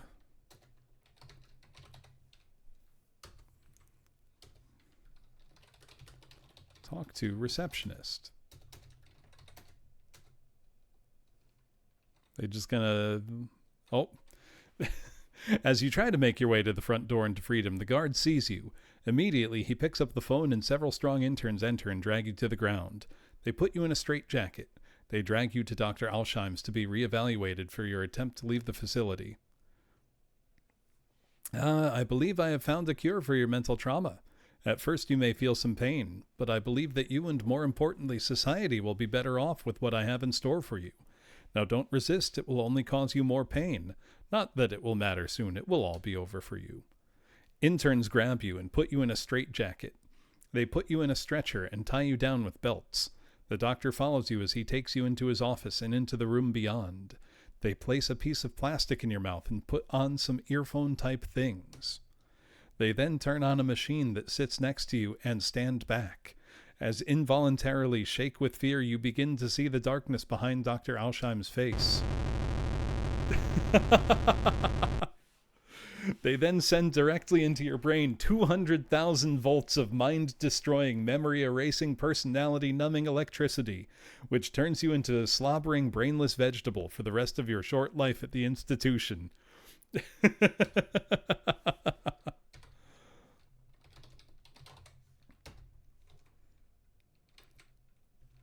So don't walk past the guard. I said talk to guard. Doesn't reply. Yeah, good end.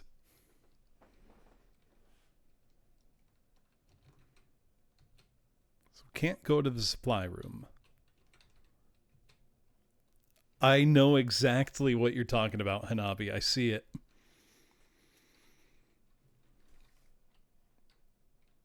This one's not that bad at all.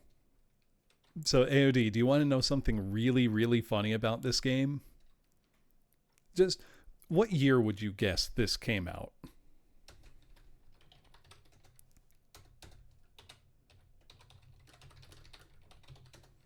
You know, it being a text parser adventure game that doesn't even have sprite scaling. No, this was 1994.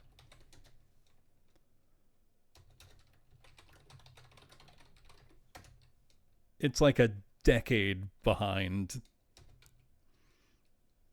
This is the second game in the series, though. I beat the first one. Don't tell me there's a filing cabinet in the room if I can't examine it. The office chair is made from fine leather, the other from oak. Neither are of any interest to you. Independent game developer selling his game by, shareware for the first episode, and then register for the second. Made in QBasic, so like a bedroom coder probably.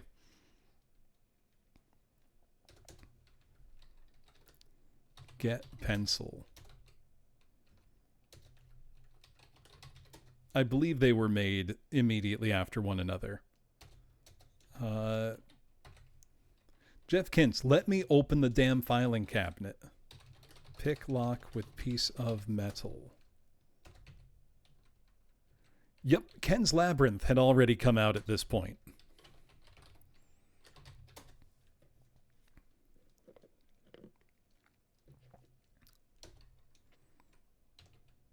Let's see. Open naked man's door.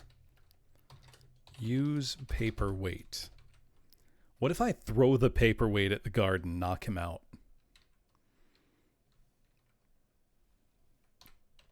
That might be the solution. You can't get E-Flask.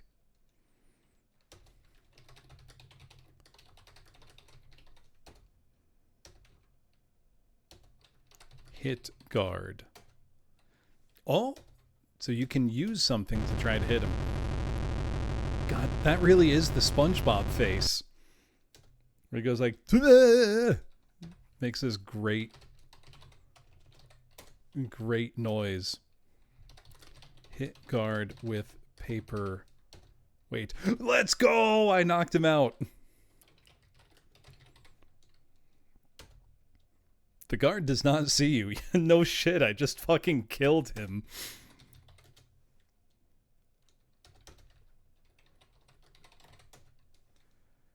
The desk has a telephone and a number of papers and sign-in books. There is a room key in the desk. Get room key. Ooh. Let's also save. The save seems much less buggy in this game compared to the first. We're in the supple closet. You're in the supply area where a large number of lockers are kept, along with other supplies for the institution. You see the objects taken from you along with your coat. Take objects to get everything. You get your stuff.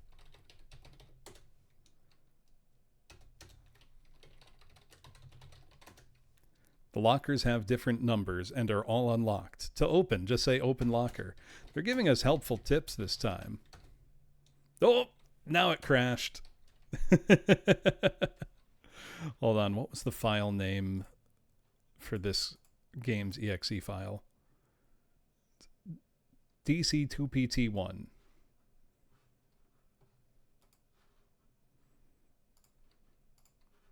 DC2PT1.exe.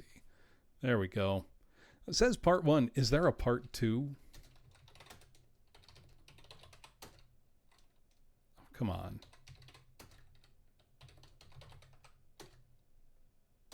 That one's no good.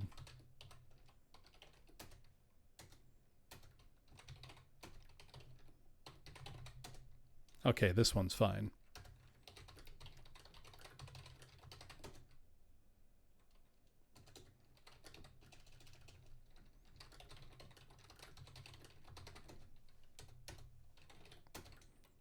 Save. Get room key. Open locker. Take objects. What was this at the end of the room? Well, surely we won't, trigger any suspicions walking around like this. Let's save just in case. I'll call it Flask. Can I just leave? I can totally just leave. I feel like I shouldn't, though. The Shenmue of one-man bedroom text parser games. I'm going to go on a rant now that Shenmue was mentioned.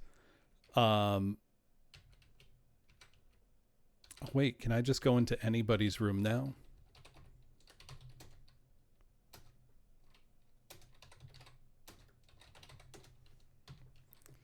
So I saw some indie game advertised calling itself a spiritual successor to Shenmue. And it has these like super deformed graphics that are somewhere between PlayStation 1 and Dreamcast, and takes place in like Kowloon Walled City, and is definitely made by white guys. And it made me so mad. You're calling yourself a spiritual successor to Shenmue when you have, lazy SD graphics. Not standard def, but like super deformed. Shenmue was the most expensive video game ever made at the time because Sega spent $100 million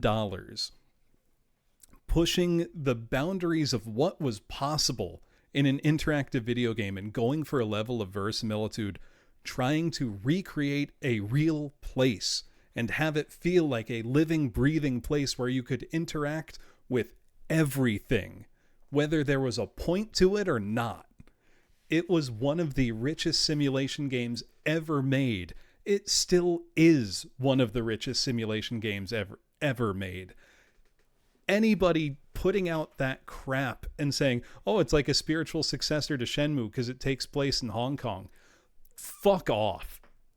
Genuinely, fuck off. Your game's probably fine. It's probably not a bad game.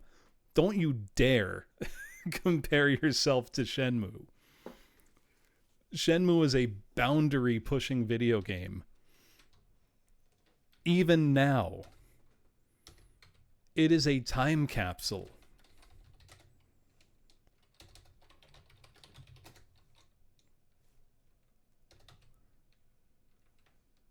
It's ridiculous.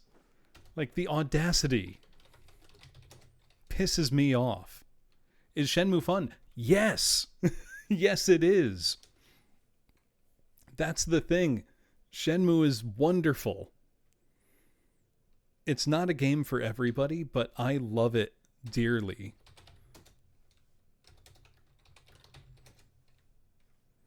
The thing is, the combat doesn't even matter that much. Like you can deal with it.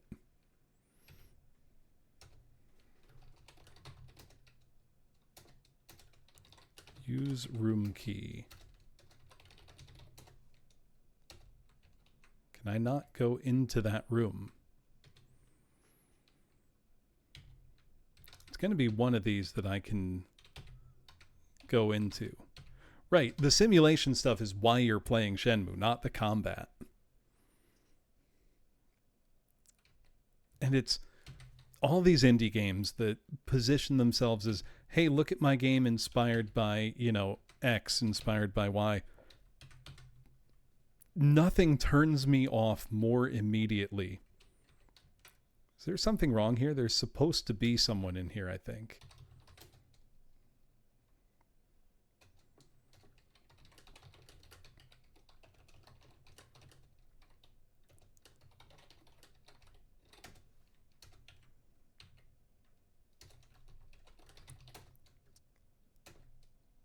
Yeah, that is our room. We shouldn't be going there, though. Let's just leave. Right, we don't need anything else inspired by Earthbound, actually. Or if you're going to be inspired by Earthbound, be different than it. Don't just make Earthbound again. And don't wear your inspiration so much on your sleeve that you have no identity beyond it. You know?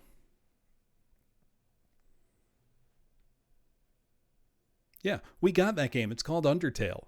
And it's got an identity of its own.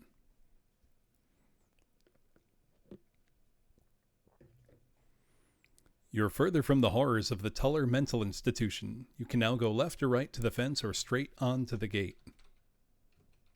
I sure can. The sign gloomily tells the reader that this is the location of the Tuller Mental Institution for the mentally deranged. You're at the edge of the grounds of the institution. It appears that the residents are not allowed to leave the area. There is a fence keeping them in. And because there's no sprite scaling, we look so big. The fence is high and impossible to climb. There are no handholds to attempt climbing it. There seems to be no break in it except for the front gate. That's another thing that does drive me a little crazy with, modern indie games. And this is something that I know is a very particular complaint to me. But whenever I see a game that's inspired visually by, like, Game Boy Color Zelda aesthetics, but it's like widescreen 16:9 with particle effects all over the place, why does your game look like that then? If you're not gonna try to do something to make it look or feel like a Game Boy game, why are you adopting that aesthetic? Do you have a convincing answer? If it's just, well, I like how it looks, fine, whatever. It's fine. But if you're going to make something look like an old game, why not adhere a little more closely to the limits? You can find a lot of creativity in that. Or, establish a visual identity of yourself. If I look at your game and all I think is Game Boy Color Zelda but widescreen, that's boring. You can be cooler than that. And it's also, I feel bad because these are people working very hard for no promise of any kind of return, making something because they want to make it. And so take these criticisms with that as a grain of salt. And plenty of people will play it and enjoy it, I'm sure. The widescreen Zelda you were playing was pretty boring, Tearscape. Gee, I wonder why. If I can look at your game and immediately say, okay, you're just making Zelda again, but you don't have Nintendo's level designers. You know, it's not like old games didn't try to push the boundaries. You know? Or think of, as a great example, Shovel Knight. Shovel Knight takes a lot of inspiration from, you know, NES games. It's not a ripoff directly of any of them. It establishes its own identity very well, both visually and gameplay-wise. That's why it's a really good game. I don't know. I also just prefer if people just make new games for old systems. But, you know, that's just me. You're as far as you can go on the grounds of the asylum. A fence prevents further exploration. A tree stands stolidly along the fence. There seems to be no break in the fence except for the front gate.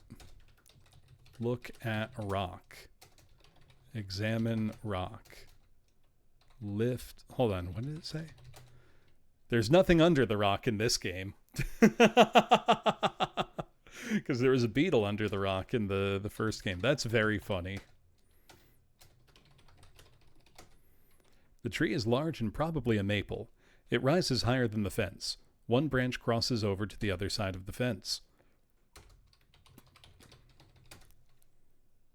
Can I not climb the tree? Shake tree. Climb up the tree.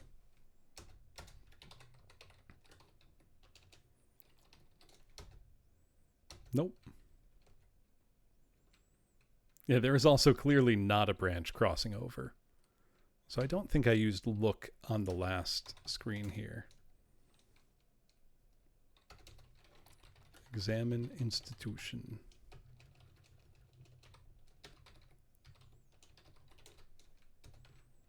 Well, let's just try leaving. As you try to go past the gate, the guards that let cars in see and call security. Okay. That's not the way.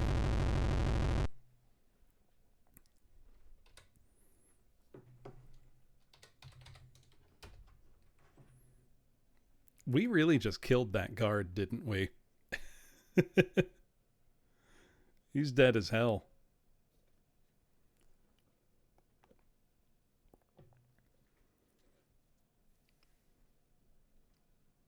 Wondering what we could do. Yeah, he's clearly just knocked out, you know. I'm sure he's okay. So it makes me think that we've got to go like over the fence, maybe, is what I'm thinking. Like climb the tree.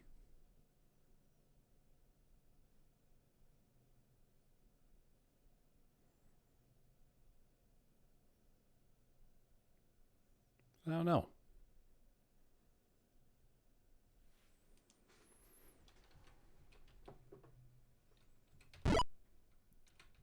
Room key is the 3-door? Maybe. Did you not look? Come on.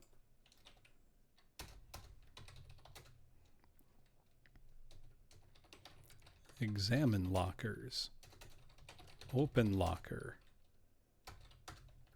Take objects. You get your stuff. Cool.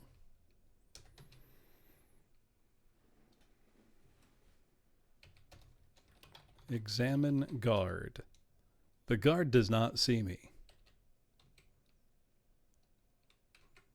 Can I take off the coat? I don't think so. So I can't go out the front door.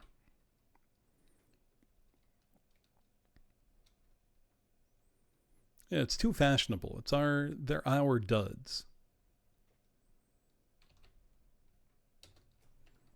Open door. The door is locked. Use room key. That's not it.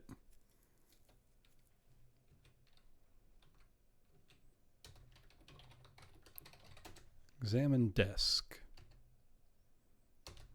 Examine door. That doesn't seem like it either. Kind of wondering, what am I missing, you know?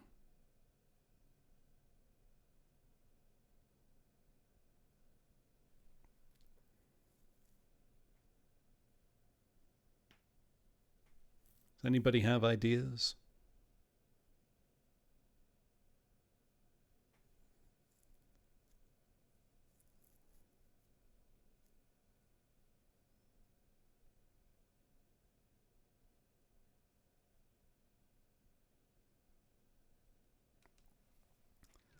Look out the window. Let me try. I also remember them saying I need to talk to somebody like a help desk or something. That face in the wall. The window is made from thick, unbreakable glass, and there is not apparent way of opening it. It looks out onto the grounds where the mad wander. Let's try open door. Yeah, the Convergence lobby. Which I feel like has to be one of these. Salutes a green circle crudely drawn on his wall. Like, that's gotta be it. Is what I'm thinking. Open man's door with door key.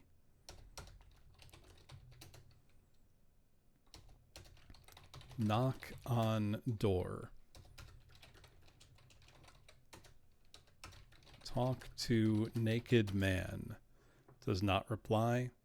Salute green circle? Maybe. It's kind of the only thing I can think of.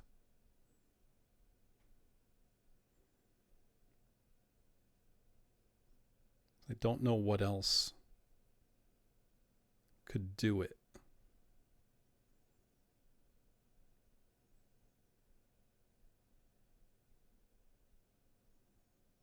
Steal the guard's uniform? It could be.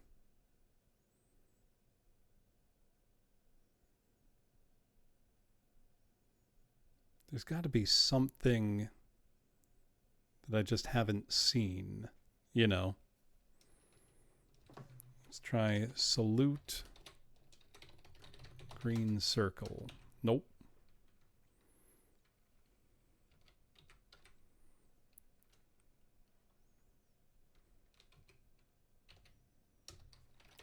Examine door. Grabbing at things and... Oh, I ended up back in my room somehow. Which I think is a bug. Oh. That was no good. I could have missed something at the start, that's true. This could be a dead man walking.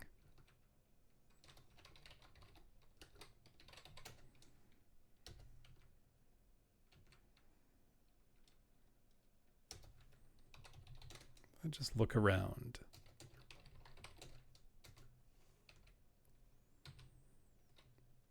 Well, now that I know broadly, like, what's going on, probably wouldn't be the worst to start the game over.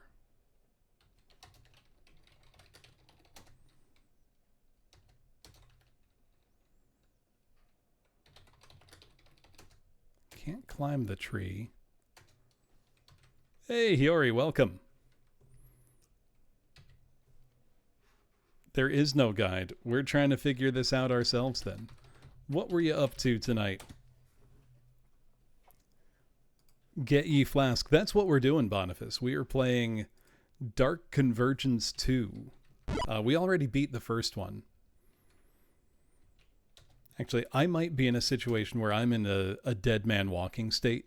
Also, hello next time. Hello, Boniface. Hello, Hiyori. Oh, no, I haven't checked the receptionist.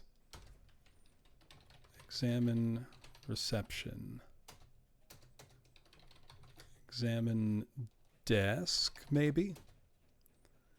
Desk has a telephone and a number of papers and sign-in books. Get telephone. Use telephone. Don't ask about why the main character is doing anything. So we did beat the first game. Oh, Riley, this game came out in 1994 and it's a text parser coded in QBasic. It's not good. This looks 10 plus years behind the times. It's pretty funny though.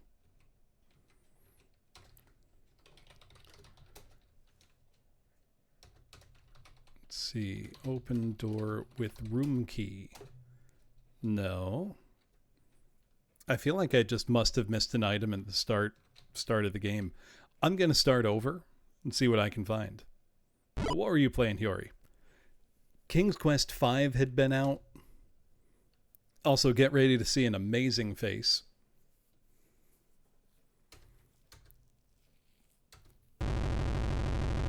Which, as somebody in chat pointed out, looks like that one guy in SpongeBob when SpongeBob has terrible breath.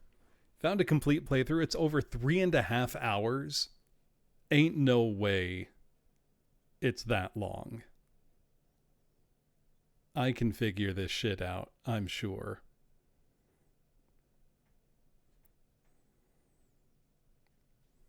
The graphics are really terrible. Ooh, go enjoy the mac and cheese.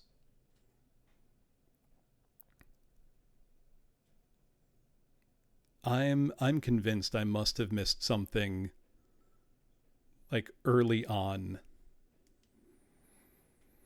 Praise the Dark Convergence. You know what?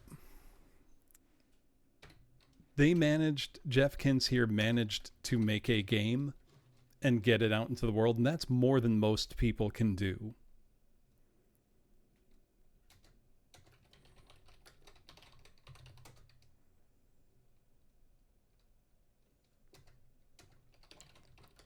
Examine trash. So my guess is there's got to be some kind of item in the first part here that I needed to get before I go to the asylum and I get my items back. So I think I was in a dead man walking state there.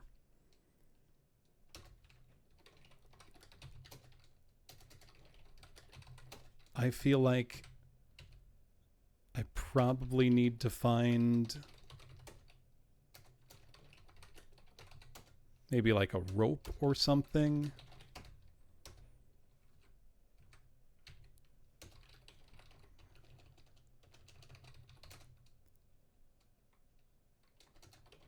Examine floor.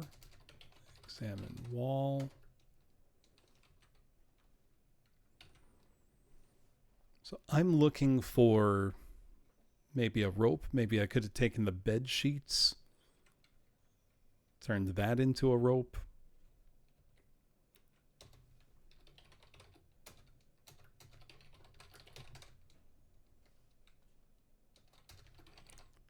Examine green circle.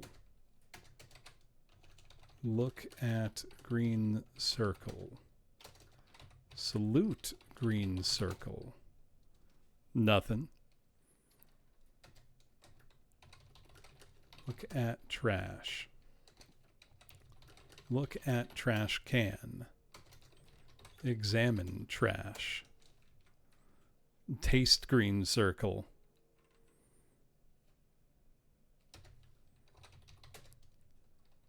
Cars and remnants of them are scattered. Examine. I don't see a rope anywhere. Just say get rope. You can't get that. We in Mad Max, we're in the sequel. Why are they building a mega mall here? Couldn't tell you. Can I go into this alleyway? Can't get E-rope. Nightshade can't do that. Nightshade's a cool game.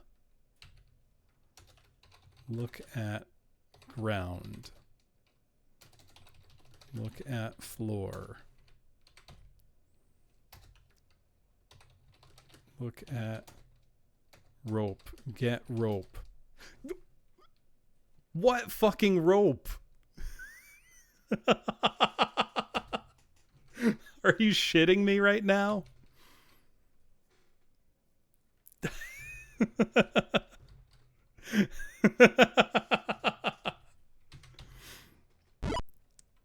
I did try searching the trash and it told me there was nothing of interest.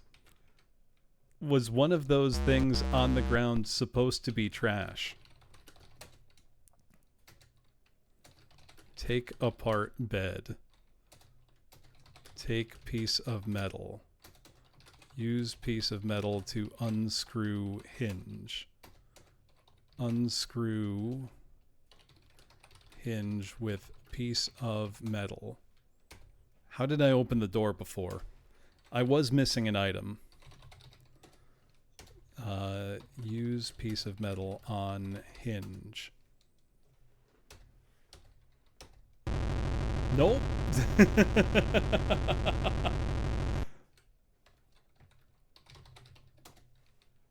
He got me. Examine door. Use piece of metal on hinge.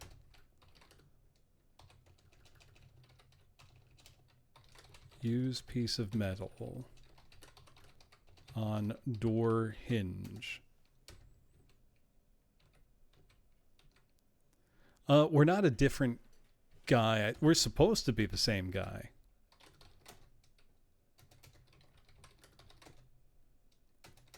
Yeah.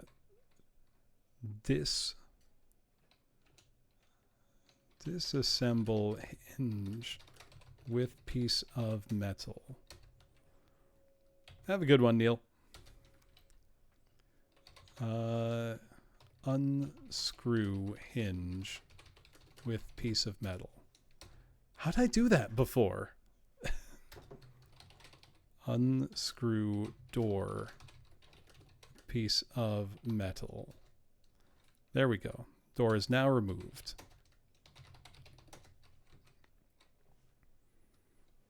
Okay, I bet you the rope can get me over the tree.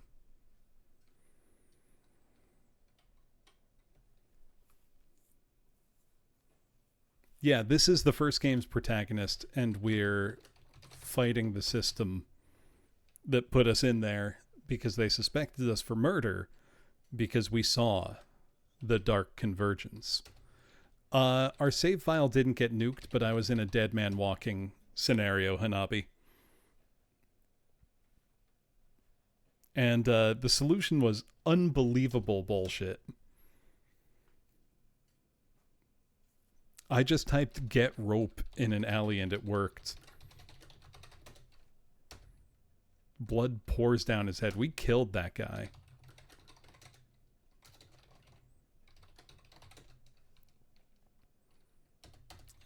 Get room key.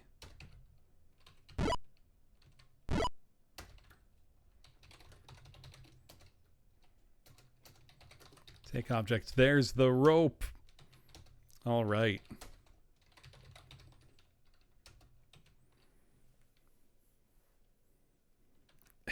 Door really just supple. Okay,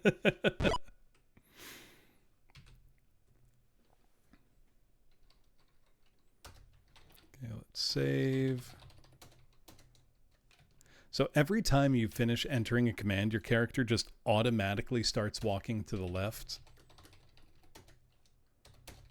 Tie rope to tree branch.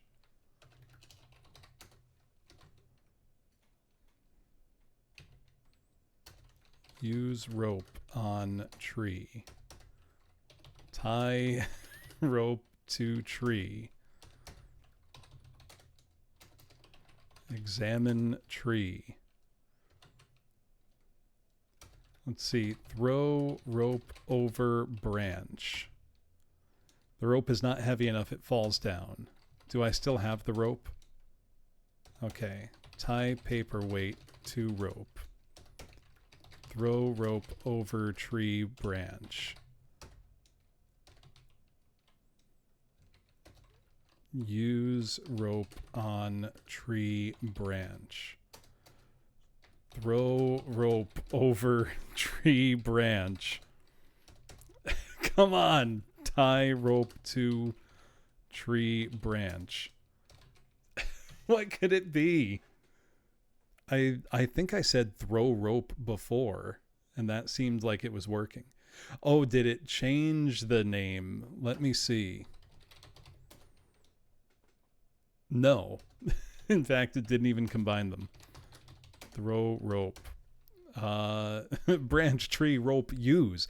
I feel like Charlie in that one episode of It's Only Sunny, where he's trying to like, vote me, money me good. And just like trying to read the script. They're like, Charlie, I don't think you can read. Like, I don't know if you know how to read.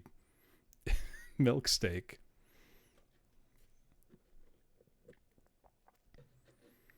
The dating profile episode as well with what are your interests? Little green ghouls.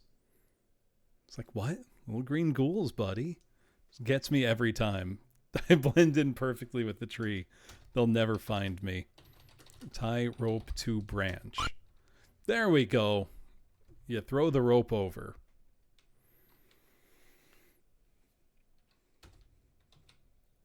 Now let's see. Climb rope. Whoa! I'm launched. You climb up to the top where you jump across to the other side. All right. Let's call this save freedom. You're on the other side of the fence, away from the dreaded institute. Free but not out of peril, you are by a small path leading into a small forest. Look at forest. Examine path. Examine trees. The path is made from gravel and leads deep within a forest.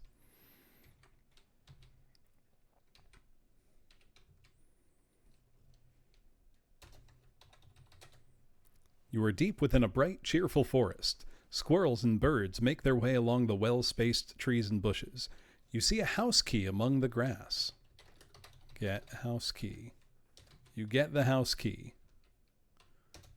Look at rock. Examine rock. There's nothing of interest in the rock. I don't believe you. Lift rock. The first game had something of interest under the rock. Oh, look, a house key. You are out of the forest in a residential area. Well-tended lawns sit by kept flower beds. Well-built houses stand next to each other along the quiet street. The sound of children playing, lawn mowers mowing, and dogs barking linger in the distance. Examine house. The house is an expensive, well-kept house. There does not seem to be anyone in the dwelling. The only way in seems to be the front door. Let's save. Also, this game has only crashed one time. Much better than the last time. You're among the homes of the residential suburban area outside the city. A brick house stands solidly near you. A fence surrounds its backyard. Examine house. The house is an expensive brick house. The manicured lawn shows that people must live here, but they don't seem to be here now. Let's explore the neighborhood. Those are police. Oh no, that one guy's pant blends in with the asphalt, so it looks like he had little stick figure legs. You're further into the suburb. A police car is parked haphazardly, and 3 men in blue who don't notice you make notes and wait. Examine police.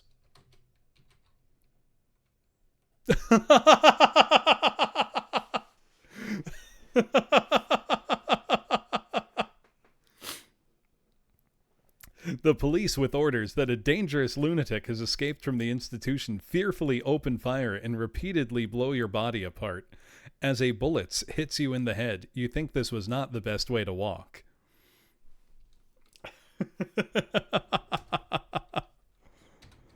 Oh, that was funny as hell.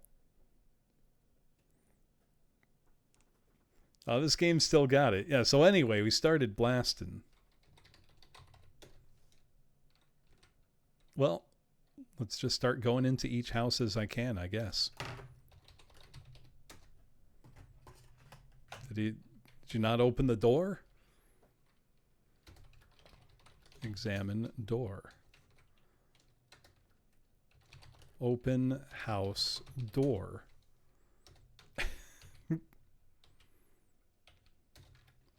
Go inside.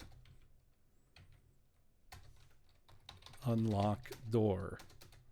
Open door. The door is locked. The well-off residents, though living in peace, fear the outside and lock their doors for fear of the outside. Use house key. What do you mean? Do I need to say use a house key? Use key on door. The other times I had a key, it just opened the door. So maybe this is not the house I should be going into. Can I go in the backyard? No.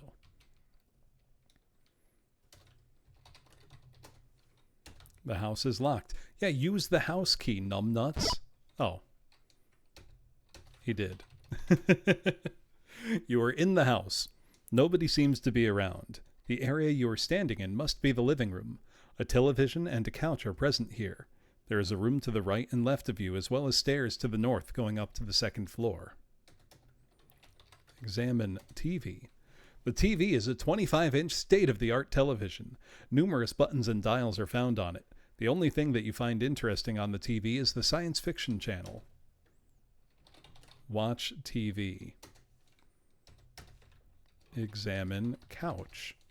The couch is a leather sofa and looks very comfortable. It also looks very new, as if it was purchased recently or extremely well taken care of. Sit on couch. Can't do that. You're in the dining room. The backyard can be seen through the large window. There are chairs and a table, presumably used for eating. Examine table.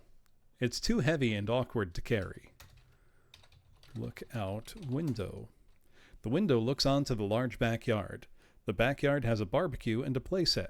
A shed and a garage are also present. The fence surrounds the entire backyard.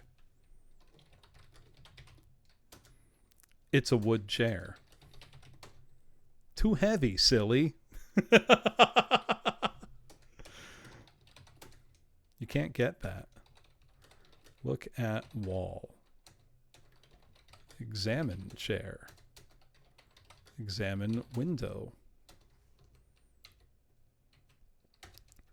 Break window with paperweight. Nope. This game might be great. Oh, that's back to the outside. The lack of sprite scaling makes this so goddamn funny.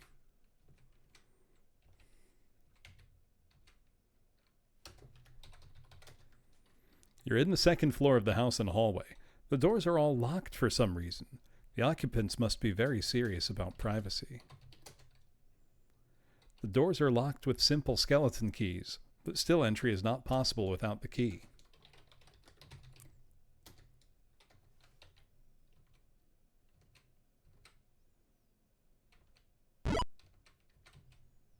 Can I not go? Yeah, there we go. You are in the kitchen. There is a refrigerator, stove, cabinets, and a sink. Everything seems very clean and organized, as if out of a commercial. Open refrigerator. The refrigerator is a deluxe model, complete with ice maker and more. The occupants seem to buy a large amount of vegetables and yogurt. They also have a container of ice cream in the freezer, but it appears to be a flavor that you do not like. Butter pecan. Take vegetables. Take yogurt. Take ice cream. Get ice cream. Examine oven. The oven is a regular gas range oven. It is used for cooking things. The brand name is Convergence. Open oven. You open the oven and a strange feeling comes over you. Every nerve in your body tingles. In the oven, you see something strange. The oven does not seem to have a back wall. It continues farther on in a tunnel. A bizarre hot wind is blowing from within the continuous oven. Randall, you got terrible taste in ice cream.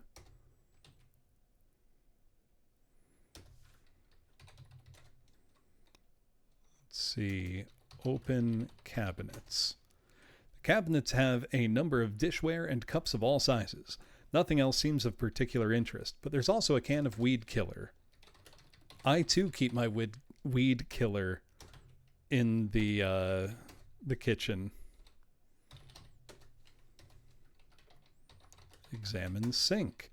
The sink seems to spill out horrible thick black fluid that smells sickly. Drink fluid. Enter oven. You crawl through what you now realize is the convergence to the other dimension. A new dimension awaits you as you make your way through the oven. But disturbing questions plague you while you make your way to what you think is safety. Questions that you will soon know the answers to. You enter the long corridor that started at the oven. It gets hotter, and the sides of the tunnel scorch your hands. When finally you emerge, a brimstone world awaits. Black soot covers the sky. Streams of sick lava bubble across the rocky terrain. Horrid demons and foul beasts trample and terrorize the souls of the damned. Hold on. That makes 2 games this week where I went from, like, American suburbia, or America, to some kind of hell portal, or otherwise, like, religious thing. Dr. Hauser had, you know, the gateway to the Garden of Eden in Massachusetts. It's the same thing. This came out the same year as Dr. Hauser. I want you to think about that. They were both 1994.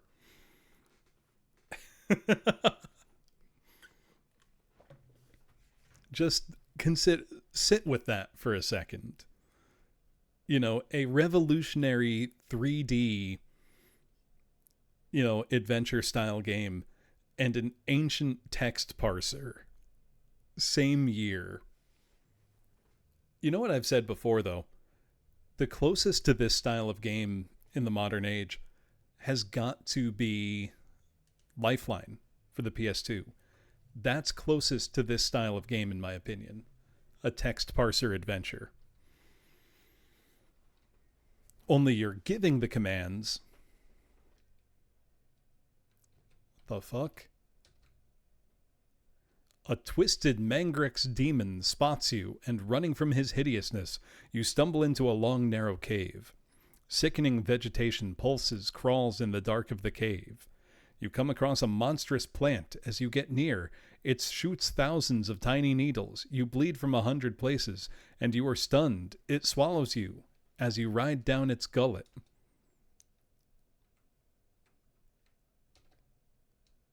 For many days you spend in the plant's stomach, in utter pain as you are slowly digested by the plant's stomach juices. As acid begins to burn into your eyes, you panic and tunnel your way through the plant, ripping your way to the plant kidneys. There you find a telephone. Dialing at random, you talk to someone. You get a shock from the phone and immediately feel yourself getting sucked into the machine and sent over the phone lines. When you awake, you find yourself in a restaurant, naked and about to be served to the customers. You run from the establishment and head into a hellish city. Odd, twisted buildings are scattered everywhere. Are we playing again? Nope. Police demons race toward you while demonic muggers try to pickpocket your soul. At a dead end, to escape the evils of the city, you jump into a foul-smelling red stream. Syrupy and thick, you get caught, spelled wrong, in an undertow from the murk of the fluid. You see a submarine, which sucks you up. Beings with green orbed heads. And silvery tentacles observe you along with other things gotten from the stream. They shake their heads and aim a purple glowing box. You immediately appear in a red prairie field with ancient stone statues and old altars all in ruins. Still naked, you find a small pool of what looks to be water and rinse the red fluid off. What is going on? After a few hours of wandering about, large birds begin flying around you high in the air. They sweep lower and lower in the dreary purple sky.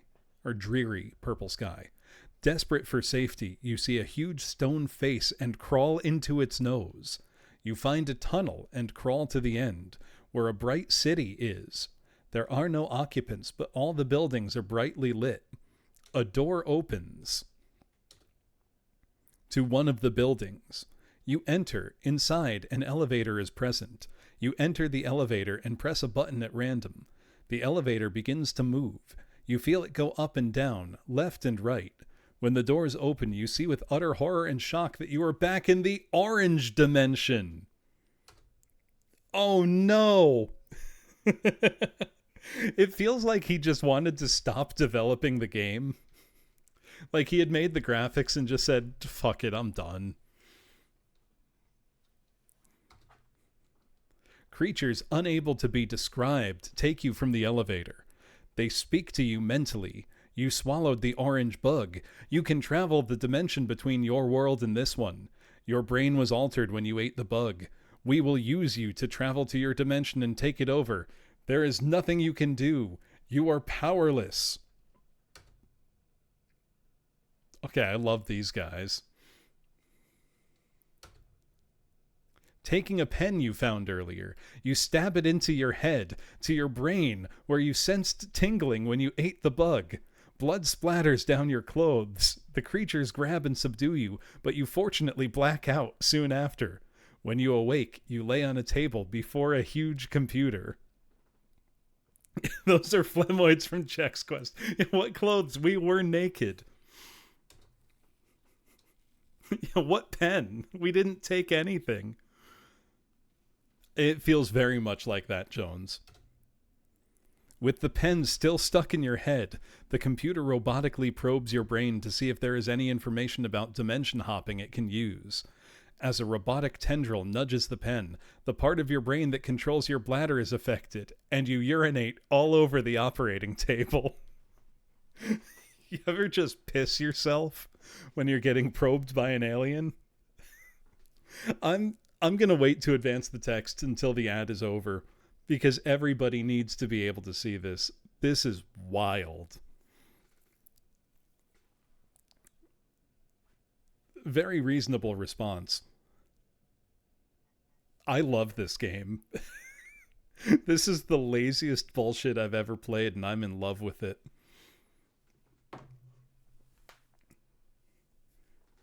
Actually, you know what? I am going to use this time. I'm going to go pee. I gotta use the bathroom. So I will be back in a moment. Yeah, Woozle wanted to torture me, but he found gold instead. All right, I'll be right back.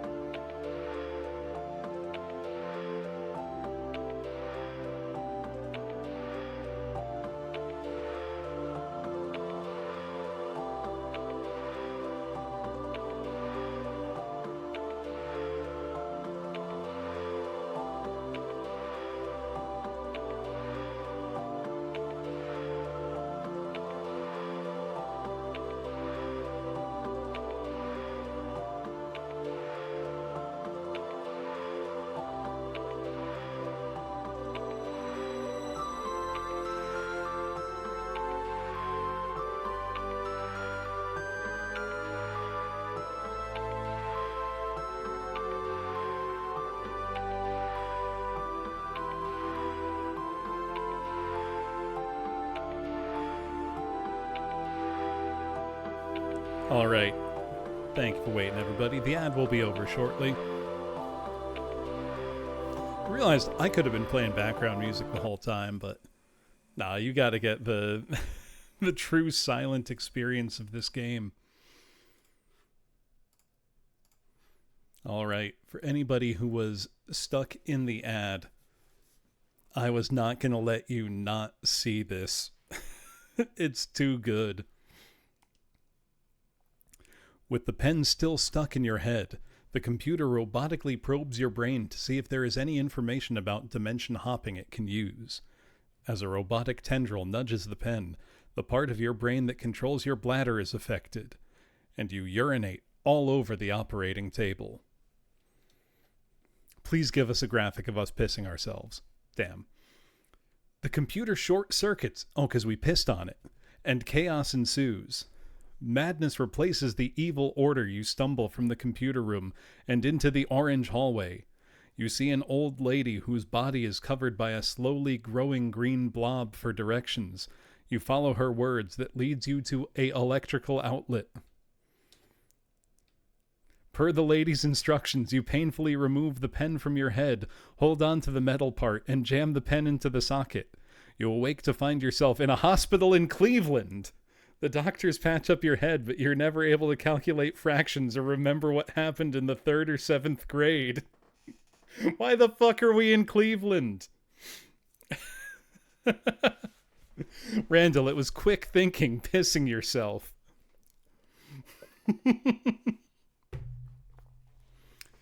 Are we gonna go get some Skyline chili now?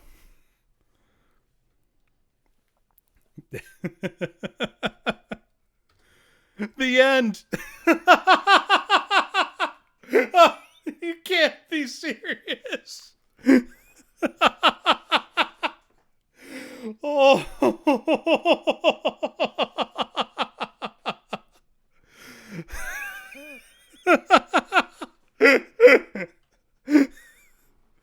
Oh, holy shit. What was the weed killer for?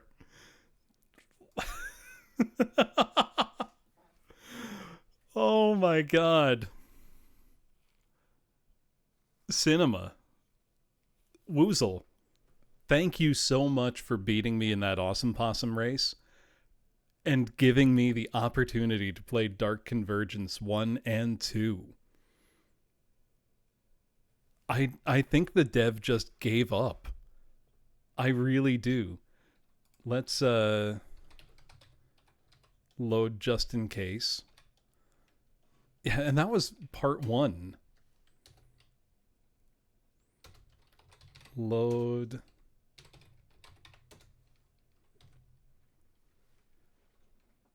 That can't be. What did we get the weed killer for?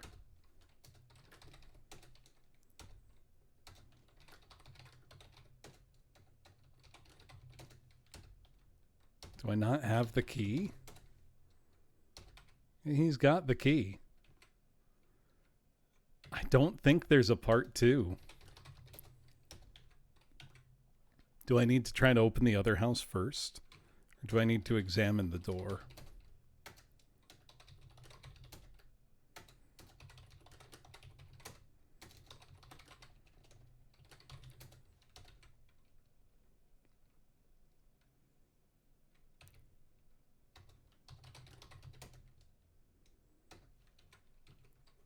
That can't be it. Are there any playthroughs of this online?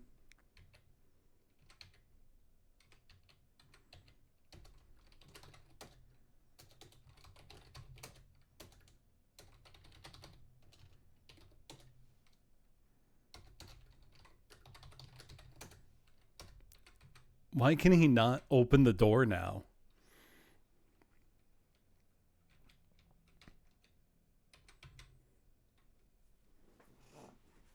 Is the one you found, Volpez, does it show the same ending as this? Hello, Bones. You just missed something unbelievable.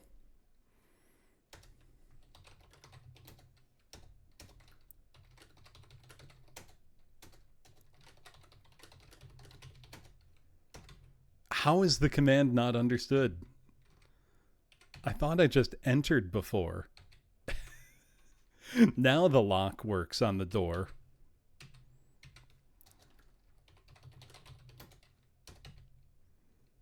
Am I stupid? What did I do before? Let's just go get shot by the cops again.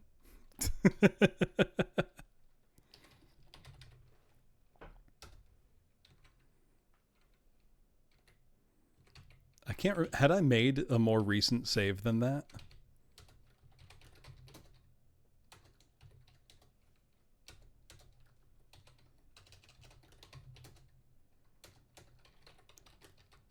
Did I not do enough commands in general? Or did the game just decide it's done working? Maybe I need to examine everything first. Oh, I had an oven save. There we go. Thank you, Petty.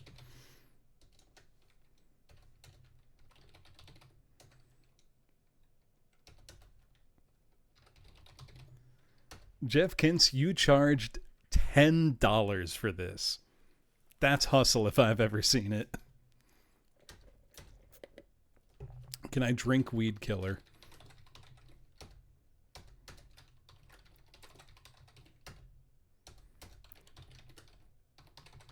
Episode 1 was shareware.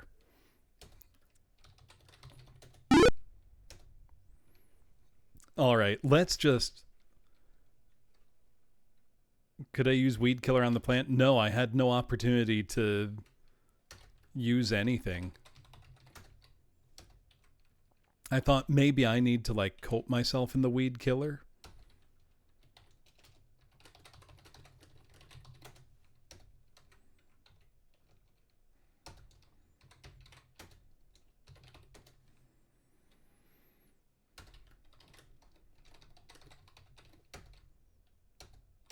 Spray Weed Killer. Drink Weed Killer. The room key does not work on any of the upstairs doors. Use room key on door. Nope. I really think the dev just completely gave up. I mean, completely. I'm very curious. Do the playthrough videos that apparently exist for this show the same thing where you just give up? Like he just stopped developing the game? They do? Oh my god, that's funny. Well, let's enjoy this ending again. So we go into the oven. You crawl through what you now realize is the convergence to the other dimension. A new dimension awaits you as you make your way through the oven. But disturbing questions plague you while you make your way to what you think is safety. Questions that you will soon know the answers to. Now, keep in mind, I thought this meant the, like, next part of the game was about to begin. Like, part 2, and we have more puzzles to solve and start to unravel the mystery. But no. Jeff Kintz simply stopped developing the game. You enter the long corridor that started at the oven. It gets hotter, and the sides of the tunnel scorch your hands. When finally you emerge, a brimstone world awaits. Black soot covers the sky. Streams of sick lava bubble across the rocky terrain. Horrid demons and foul beasts trample and terrorize the souls of the damned. And this just looks like that. I don't think this is a graphical error. A twisted Mangrex demon spots you, and running from his hideousness, you stumble into a long, narrow cave. Sickening vegetation pulses, crawls in the dark of the cave. You come across a monstrous plant. As you get near, it shoots thousands of tiny needles. You bleed from 100 places, and you are stunned. It swallows you, and you ride down its gullet. That's us. Now, we don't have any control here. For many days you spend in the plant's stomach, in utter pain as you are slowly digested by the plant's stomach juices. As acid begin to burn into your eyes, you panic and tunnel your way through the plant, ripping your way to the plant kidneys. There you find a telephone. Dialing at random, you talk to someone. I tried beep, you can't. You get a shock from the phone and immediately feel yourself getting sucked into the machine and sent over the phone lines. When you awake, you find yourself in a restaurant, naked and about to be served to the customers. You run from the establishment and head into a hellish city. Odd, twisted buildings are scattered everywhere, tunneling to the plant's kidneys, wherein you find a telephone. Police demons race toward you, while demonic muggers try to pickpocket your soul. At a dead end, to escape the evils of the city, you jump into a foul-smelling red stream. Syrupy and thick, you get caught in an undertow from the murk of the fluid. You see a submarine, which sucks you up. Beings with green-orbed heads and silvery tentacles observe you along with other things gotten from the stream. They shake their heads and aim a purple glowing box. You immediately appear in a red prairie field with ancient stone statues and old altars all in ruins. Still naked, you find a small pool of what looks to be water and rinse the red fluid off. After a few hours of wandering about, large birds begin flying around you high in the air. They sweep lower and lower in the dreary purple sky. Desperate for safety, you see a huge stone face and crawl into its nose.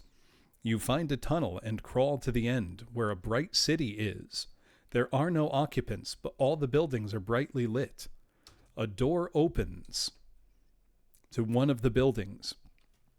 You enter. Inside, an elevator is present. You enter the elevator and press a button at random. The elevator begins to move. You feel it go up and down, left and right. When the doors open, you see with utter horror and shock you are back in the orange dimension. Creatures unable to be described take you from the elevator. They speak to you mentally. You swallowed the orange bug. You can travel the dimension between your world and this one. Your brain was altered when you ate the bug. We will use you to travel to your dimension and take it over. There is nothing you can do. You are powerless. Kind of love how these guys look, though. Taking a pen you found earlier, you stab it into your head, to your brain, where you sensed tingling when you ate the bug. Blood splatters down your clothes. The creatures grab and subdue you, but you fortunately black out soon after. When you awake, you lay on a table before a huge computer. With the pen still stuck in your head, the computer robotically probes your brain to see if there is any information about dimension hopping it can use. As a robotic tendril nudges the pen, the part of your brain that controls your bladder is affected, and you urinate all over operating table. The computer short circuits and chaos ensues. Madness replaces the evil order. You stumble from the computer room and into the orange hallway. You see an old lady whose body is covered by a slowly growing green blob for directions. You follow her words that leads you to an electrical outlet. This is the least proofread game of all time. It's truly remarkable. Per the lady's instructions, you painfully remove the pen from your head, hold on to the metal part, and jam the pen into the socket. You awake to find yourself in a hospital in Cleveland.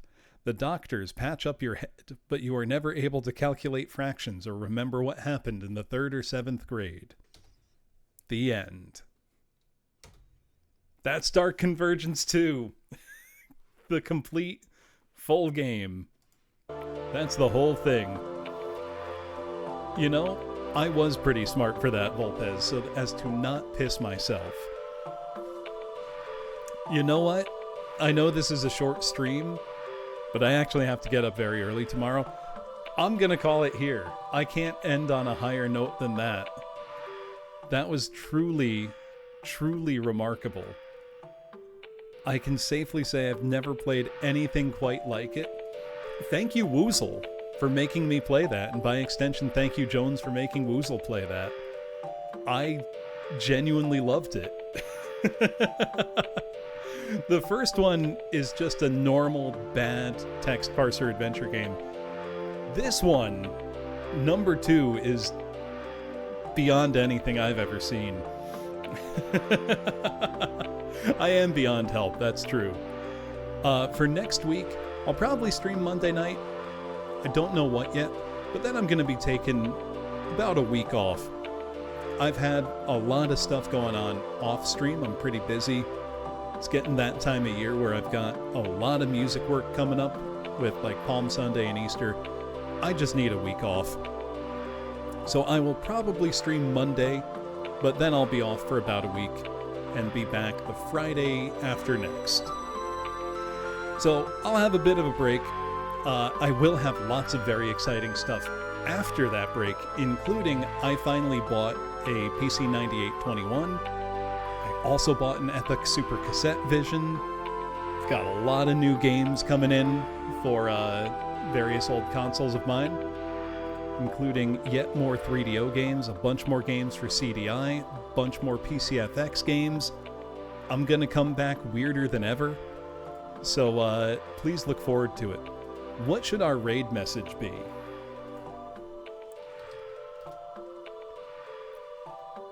And let's see who's online, who's playing some retro. Thank you for the follow, SlegX. I appreciate it.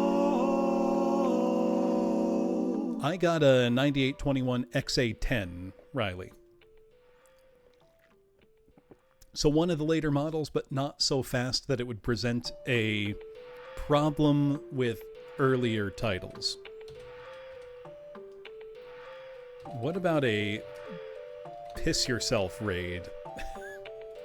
Who's online? Who would appreciate a piss yourself raid? Not just CD, it's a DVD drive. But yes, CD. Oh, you know what?